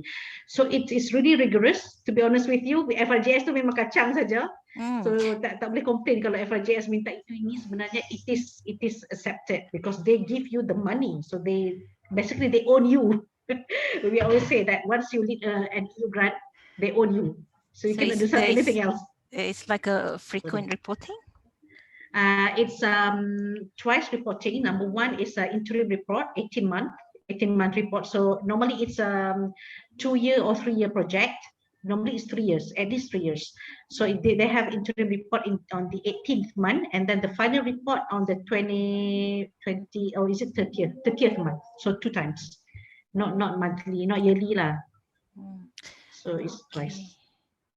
Yeah. I'm also not in the mid career anyway. I'm actually approaching end of my career, so not much time left. But to be honest, yeah, monitoring, the good thing is do as you have written in the proposal, make record of everything. Kalau you ada buat workshop or training related to that, record everything, make a poster, have a list of attendance, have some Q&A, survey of the workshop. So make sure you all do this checklist in each of the research activities. Yeah, even if you do experiments, record that, what you have achieved from this, what you have published from there. So I would also about expect a recording and much harder work as compared to local FRGS. grants. Yes, Okay. yeah. All right. Thank you very Thank much, you. Prof. All right, thank you, Dr. Suza. Dr. Yap, give me 2 minutes. Yeah, go ahead. Saya nak bagi tips. Yeah, Last. Yang mana yang dekat sini dia akan dapat tips ni. Saya tunggu ramai yang keluar atau okey saya share. Saya share tips macam mana nak dapat you punya networking based on your publication. Saya buka yang PM Dr. Intan. You boleh dapat you punya networking di luar negara. Sekarang saya buka. Saya share. Boleh nak? Mohon izin. Boleh saya baru je letak keyword bagi jadi 5. Kita share screen ni. Prof Mus, takut lupa. Janganlah dulu. Tak boleh ke? Alah. Ya Allah. Okay, saya share sekarang. Siapa yang ada research gate, saya nak beritahu ini. The best time untuk you find your network sekarang, untuk online network. Sekarang memang tak boleh with face to face. You pergi dekat research gate you. Tadi saya pergi dekat PM Dr. Intan. Nah, simple kaedah lah. Yang kaedah sekarang ni. Mungkin orang tak cerita dekat you, research gate sebenarnya banyak tempat kita boleh capture. Saya dapat postgraduate student daripada sini. Saya dapat jadi examiner pun daripada sini. Kan bila orang hantar kat kita request full paper, betul tak? So kalau yang request tu student, tanyalah apa yang you boleh bantu. Ringankan mulut tu. Ringankan tangan untuk apa yang saya boleh bantu. At the end, okay, lantiklah saya sebagai examiner. Ringankan mulut juga, apa. Macam itulah saya buat. That's the way. So yang ini saya nak bagi tahu lah how PM Dr. Intan letaklah gambar bagi orang nak kenal ni. Kan? Dekat sini juga sebenarnya you kena map balik you punya research field ni selari dengan Google Scholar. Sebab bila contohan you kata saya tak reti nak sebut ni, chromatography ni, when you klik dekat sini, when you klik dekat pada you punya keywords ni, dia akan tunjuk who are the best scientists on the area. You tengok ni, highly cited researcher. You contact dia. Kadang-kadang you contact this guy, William Letter, bla bla bla ni, dia tak respond kat you. Kata, dia ni siapa lah, you baru kat sini 279 research gate score, you baru 30 lebih kan. So dia tak layan, nombor 2 pun tak layan, tak apalah. Sebab dia memang highly cited researchers dalam bidang dia. So mestilah dia demand. Kalau saya pun saya demand, siapa you kan. So yang ni yang method yang paling senang you nak cari you punya partners lah. Saya beritahu kat you. Saya masuk dekat you punya research. Saya masuk dekat you punya artikel, saya explore tau satu-satu. Jangan ambil hati tau. Okay, you pergi kat Aldous paper. You graduate Japan Prof? Ya, saya. Okay, sekarang ni Japan tengah buka bilateral punya international funding. Apply lah. Dia baru buka 22nd June. Ya Allah, sebenarnya kan memang saya tak pernah explore pun mendalam ni, sebab itulah muka saya pun tak letak sebab saya malas. Ni you tengok je ni. Paper you, ni you punya paper kan? You click on this paper. You akan tengok citation you dah 28 kali. You click on this citation, you akan jumpa who cite your paper. This guy 8 kali cite your paper. Cuba you email dia, I'm the author, I'm really thank to you, open for any cooperation. Saya sebagai penulis, author yang kata macam tu, mesti saya happy. Dia kenal pun Amin Malik ni. So yang ni? Extremely. Nampak tak? The easiest way you nak tengok you punya networking. Tak payah pergi jauh-jauh, tak perlu travel. Saya tengok another paper untuk you. Jangan malu. Benda ni kena share. Saya nak share sebenarnya. It take longer time sebab saya nak kena one by one kan. Tu baru you tengok satu research sikit. Saya tak pergi dekat publish lagi. minta Prof Azhar arrange yang lain khas untuk orang muda. Prof Hadu tak payahlah, dia dah visible. Saya pergi, saya tak tahu sangat ni paper you yang ni. Kalau paper ni ada citation banyak. Okey, 31 citation. You klik je dekat sini, dia akan appear siapa yang cite paper you paling banyak. Chinese Academy, you dah ada Chinese punya guys untuk collaborate. You dah ada Chinese Academy. So almost paper you ni Chinese Academy yang cite. So buatlah cooperation dengan dia. You pergi dekat paper lain. Nampak tak? Senang tak? Orang yang cite paper you tak appreciate dia. Kalau saya cite paper you gila-gila, lepas tu tiba-tiba dapat email, mesti saya kata, oh bestnya. Okey, faham. Oh, Betul faham. tak? Oh, okey, ya. Prof tu pun tak tahu kan, Prof kan? Tak tahu. Saya Saya pun baru tahu. Bro, aduh, tak Cuba you tengok dekat sini. tahu. Okey, memang kita tahu. Cuba you tengok dekat sini. Research interest ada 15.8. Yang dah cite paper you ada 31 orang. Yang dah baca paper you ada 140 orang. Takkan Tak daripada yang 141 orang baca your paper, you tak boleh capture seorang untuk jadikan networking you. Tak benar pun terfikir.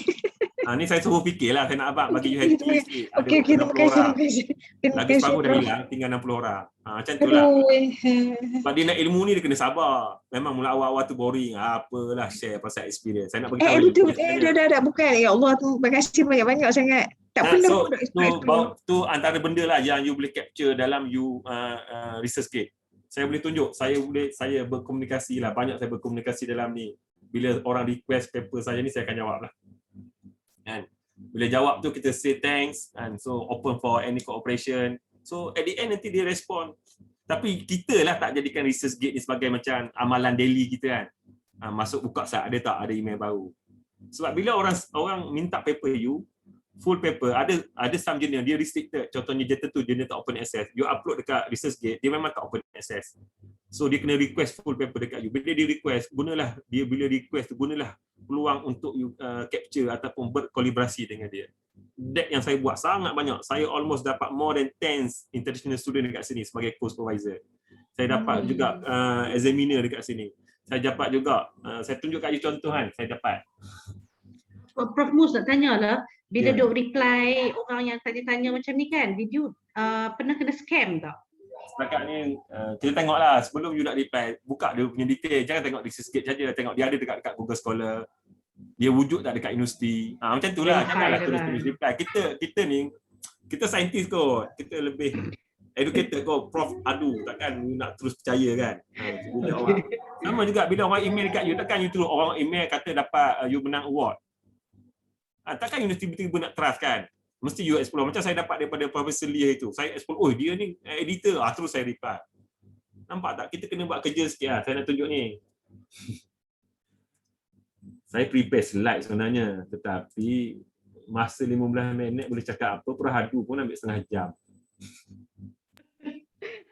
Lawak je Prof. Jangan ambil hati. Saya share sikit je kat you.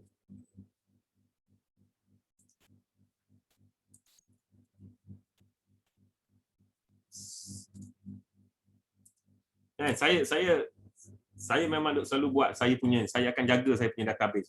Ini database saya yang lama, betul tak saya kata? Database saya yang lama, you tengok sini konkret. Bila saya duduk pada konkret, saya agak suka untuk visible dalam bidang konkret itself lah. So orang tak nampak. So saya tukar kepada geopolymer konkret. Nampak tak? Kita kena play around supaya kita visible dalam kita punya networking lah, network. So you tengok saya punya sorry Prof, how yeah. do you know that when you change it to geopolymer concrete, you're going to be visible? Yes. How do we know? So bila saya nak kena ni saya tak boleh nak klik, jadi saya tunjuk Ni saya capture dekat slide je. Jadi saya tunjuk. So you tengoklah. So kita tengok. Saya selalu tengok saya punya Scopus. Sebab Scopus ini database utama lah untuk TRSM, untuk QS ranking, untuk time hydrocation ranking. So database utama yang kita juga kena refer. Dan you kena tahu juga di situ juga ada yang well established lah. Tapi you kena faham juga tak semua universiti dunia boleh subscribe Scopus. That's why saya kata Scopus dengan Google Scholar antara platform wajib bagi researcher. ResearchGate ni, kalau di UNIMED masa kami dulu, kami wajibkan semua ada ResearchGate. Kami cerita macam mana you nak dapatkan networking. So benda macam ni lah. So kalau you pergi dekat Publish, still saya akan ada juga saya punya keyword yang sama. Kalau saya pergi dekat ResearchGate, semua juga saya akan buka keyword yang sama. So at the end nanti, bila you dah betul set you punya, you akan jumpa bukan yang networking yang asal. Contohnya, saya dapat daripada Republic Checks, menilai grant. Dah 2 tahun dah saya dapat. Menilai grant dia macam Akademi Sains Malaysia, dia Akademi Sains Republic Check. Tapi saya tak tahu. Tu bila dia invite saya jadi penilai grant dia, saya tanyalah Dek Lady, macam mana you boleh invite saya kan, tiba-tiba yang tak pernah you kenal, tiba-tiba you invite saya. So dia kata dia tengok dari segi publication, visibility dalam bidang. Kebetulan researcher daripada Republic Check tu yang apply grant geopolymer. Sebab tu saya kata sekarang ni you kena set betul-betul supaya orang kenal, oh you memang strong bidang geopolymer, you strong dalam bidang sekian. So bulan Jun baru ni masa pandemik ni, saya dapat offer jadi examiner, international examiner daripada universiti. Saya pun tak pernah dengar universiti ni, Universiti Des Mascar, nak sebut pun susah, daripada Mauritius. Saya pun tak pernah ada link dengan Mauritius. Dapat. So saya tanyalah Dek Lady dia Muslim. So dia kata dia dapat juga daripada saya punya CV, online CV. Nampak tak? So benda-benda yang kita tak tahu. Okey, samalah dengan Swinburne University. So daripada India. Okey, yang ini juga interesting, yang you tengok sertifikat daripada negara Chile. Saya memang tak pernah pergi ke Chile, tak ada networking dengan Chile, tiba-tiba dia punya Chilean National Commission for Scientific and Technology Research, dia invite untuk nilai grant dia orang juga dalam bidang geopolymer. Nampak tak? So saya tanya again, how you know me? Dia kata dia tahu daripada publication, dia check dalam Google. Sebab tu sekarang ni kita kena strategize, kita kena firm dalam punya online database. Kita kena make sure kita link together, link dengan Scopus, link dengan Google Scholar, link dengan ResearchGate, link dengan Publance.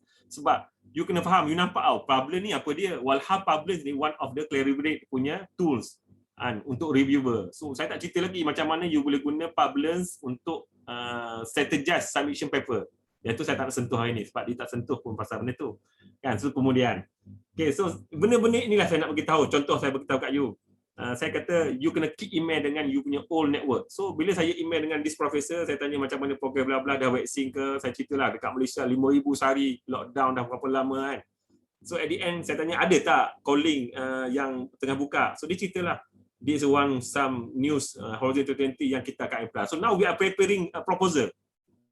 Yang ni saya tengok Jun, 10 Jun saya email dia reply 12 Jun. Sebab tu dia kata kita networking ni is routine. You kena satu hari you ambil seorang, you cuba contact. Satu hari kadang-kadang dekat Arab tu saya call direct dengan profesor tu. Dia director kan. Kita call direct nampak kita kesungguhan tu. So data-data ni you kena capture lah. Yang ni saya letak yang UMT lah. You nak tengok tadi kan contoh, saya bagi contoh lah. You tanya kenapa saya tukar kan. So bila saya duduk pada konkret sebelum ni, saya nak tukar je. Sebelum ni bila saya duduk, siapa buat konkret? Okey, sebelum ni saya duduk konkret kan, saya letak konkret.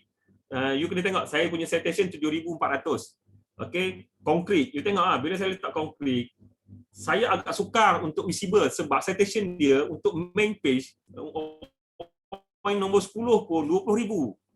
So saya pergi lagi tengok second page dia berapa yang second page akan duduk pada page nombor 3 ataupun nombor 4 dengan saya punya citation 7,000 tu. Kan? Tu nombor page nombor 3 pun boleh tentu masuk. Akan masuk pada page nombor saya 7,400. Lebih kurang kat sini. So saya tak nak duduk dalam keadaan tak visible tu, saya tukarlah kepada geopolymer konkret. Bila saya tukar kepada geopolymer konkret, saya akan visible lah di kalangan sifu-sifu saya lah. Bila you letak keyword situ, you akan tahu sebenarnya, you akan tahu, oh ini sifu saya. Contohnya, oh ini yang betul. Bila you dalam bidang tu, okey memang aku baca paper dia ni. So tengok geopolymer konkret. Oh ni. Okay, macam saya katalah J Sanjaya, dia invite saya jadi dia punya external examiner untuk student dia. Walhal saya tak pernah jumpa dia ni sehingga hari ni. Tetapi kita connect by emailing. Dia tahu kita strong dekat sini, kita pun tahu dia strong dekat Melbourne. Macam tu saya buat. So kalau you pergi dekat ResearchGate kan, you type geopolymer.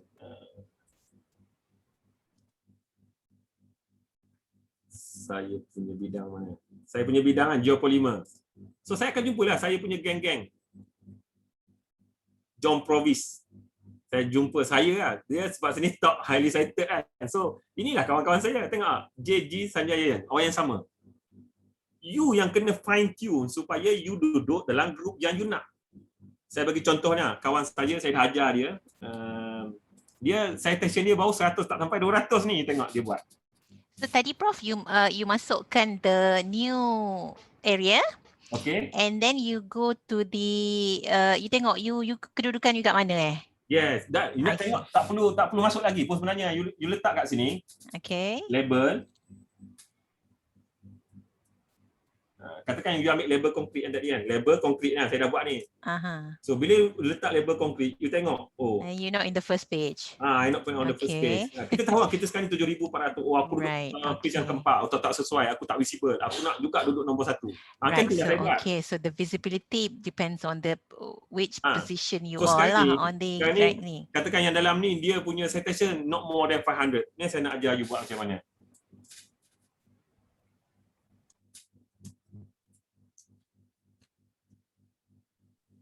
Okey, ni yang anak murid saya ni, saya boleh mengaku lah. Dia 10 kali dia mari saya punya talk ni. Tengok kan, dia sebelum ni dia tak taking care macam kita hari ni, dia tak taking care pun dia punya keyword. So sekarang ni dia dah align dia punya keyword macam ni. Sebelum ni dia letak seramik lah, benda yang yelah, you tengok dia punya citation 127.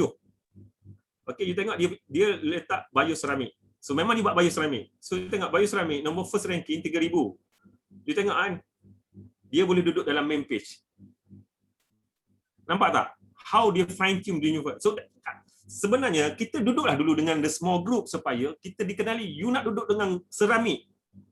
Memang kalau seramik tadi kalau you tengok dah 20,000 lebih. Dia baru 127. Memang tak kelekat. Memang takkan visible. So duduklah dulu dengan grup-grup yang buat bioseramik. Satu masa nanti Cairo ni dia akan dapat katakan 1,000, 2,000 citation. So dia akan tukarlah dia punya keyword kepada seramik. That's the way kita nak manage. So dia duduk lah. Kalau you tengok kat sini, tengok grup dia. Taiwan ada, daripada India ada, Malaysia ada, India, Malaysia. So dia ambil apa lagi? Kalau you tengok kan, dia memang cerdik lah. Dia memang pandai fine tune dia punya keywords tu. Dia ambil ceramic coating. The highest ceramic coating 39,000. So dia duduk juga dalam main page. Ceramic coating memang interesting lah. Macam tu lah. Kalau dia nak pergi dekat seramik, mana yang buat seramik sahaja.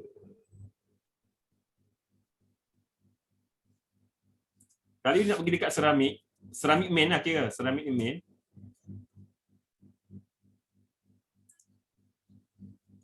Dia takkan visible lah. Nombor 10, baru 3,000. Dia tadi 127. Nampak tak? So dia fine tune sehingga lah dia duduk dalam grup kecil tapi dia punya keyword itu acceptable keyword. Keyword yang ada ramai researchers tapi dalam bidang kita dan ramai negara. So when you dah sampai tahap yang okay, aku dah boleh move kepada seramik. So move lah, tukar je lah. Itu yang saya nak buat sebenarnya. Tengok Cairo ni dia banyak kali ada ikut saya punya ni. Kelas dia memang on track. So dia pun dah dapat grup intentional dia. Dia dah siap email, dah siap buat prepare proposal. Kita dah target awal besar-besar, walhal orang yang sama kita pun mencari ruang macam kita. Betul tak? Okay. Orang yang sama bidang mesti akan cari. So okay, faham. Clear. Thank you very much, Prof. Prof. Dah ni. Lapak ke intercot semua ada ni. Okay. Cukup kot. Yes, thank you. Yeah, Prof. Edu and Prof. Musa. I think kita telah menghadiri sebuah kuliah perdana from kedua speaker kita. I think I myself learned a lot actually. I do not know about the keywords, everything, all these things before. So with permission, Prof. Azhar, perhaps we can end our session now. But before that, of course, as a token of thanks and appreciation, we are very grateful and by giving us the very helpful talk. Actually, we're learning a lot from your thought-provoking discussion, and also we call that grab attention topics today. And then by judging on the number that we have 88 participants, I think one of the highest participation on online, meet. Okay, I think it's a very, very successful Google Meet today on this sharing session, okay, by Professor Mustafa, okay, and Professor Adwati. Congratulations, and congratulations also to all the participants. I myself feel thankful and also grateful, okay, having learned from both of you. As I say, international professor. Okay, so thank you again, and all the best to all of you. All the best to Professor. We hope to invite you, both of you, again to continue sharing, to continue talk to us, share with us, inform us, remind us, okay, what we're supposed to do. I think that is what is I think we want. One of the biggest challenge, getting full professorship from UPM. So thank you again to Prof. Adwati and Prof. Mustafa. We hope to see you again soon. Okay. Thank you. 谢谢. Prof Yat, no, Mazhar sudah ambil gambar. Ambil gambar. Boleh lah. Oh, Okay, semua buka lah video. Boleh? Ready? Seramai yang boleh lah. I'll take a screenshot Nantilah I share. Okay, 10, 9, 8, 7, 6, 5, 4, 3, 2, 1. Okay, right. First shot. Alright. Okay. Tak ramai lagi buka video. Second shot. Right. Third shot. Okay, fourth shot. Okay, thank you so much. Mari kita tepuk tangan sikit lah untuk Prof. Mus, Prof. Thank you. Adu. Thank you. Excellent presentation. Thank you again. Thank you. Sekejap lagi. Thank you. Alright, so host saya mengucapkanlah terima kasih kepada Prof. Yap, Prof. Adu dan Prof. Mustafa ya. Terima kasih semua. okay. Thank you. Assalamualaikum. Thank you, Prof. Mus. Thank you. Bye-bye. Thank you. Thank you. Thank you. Thank you. Thank you. Thank you, Prof.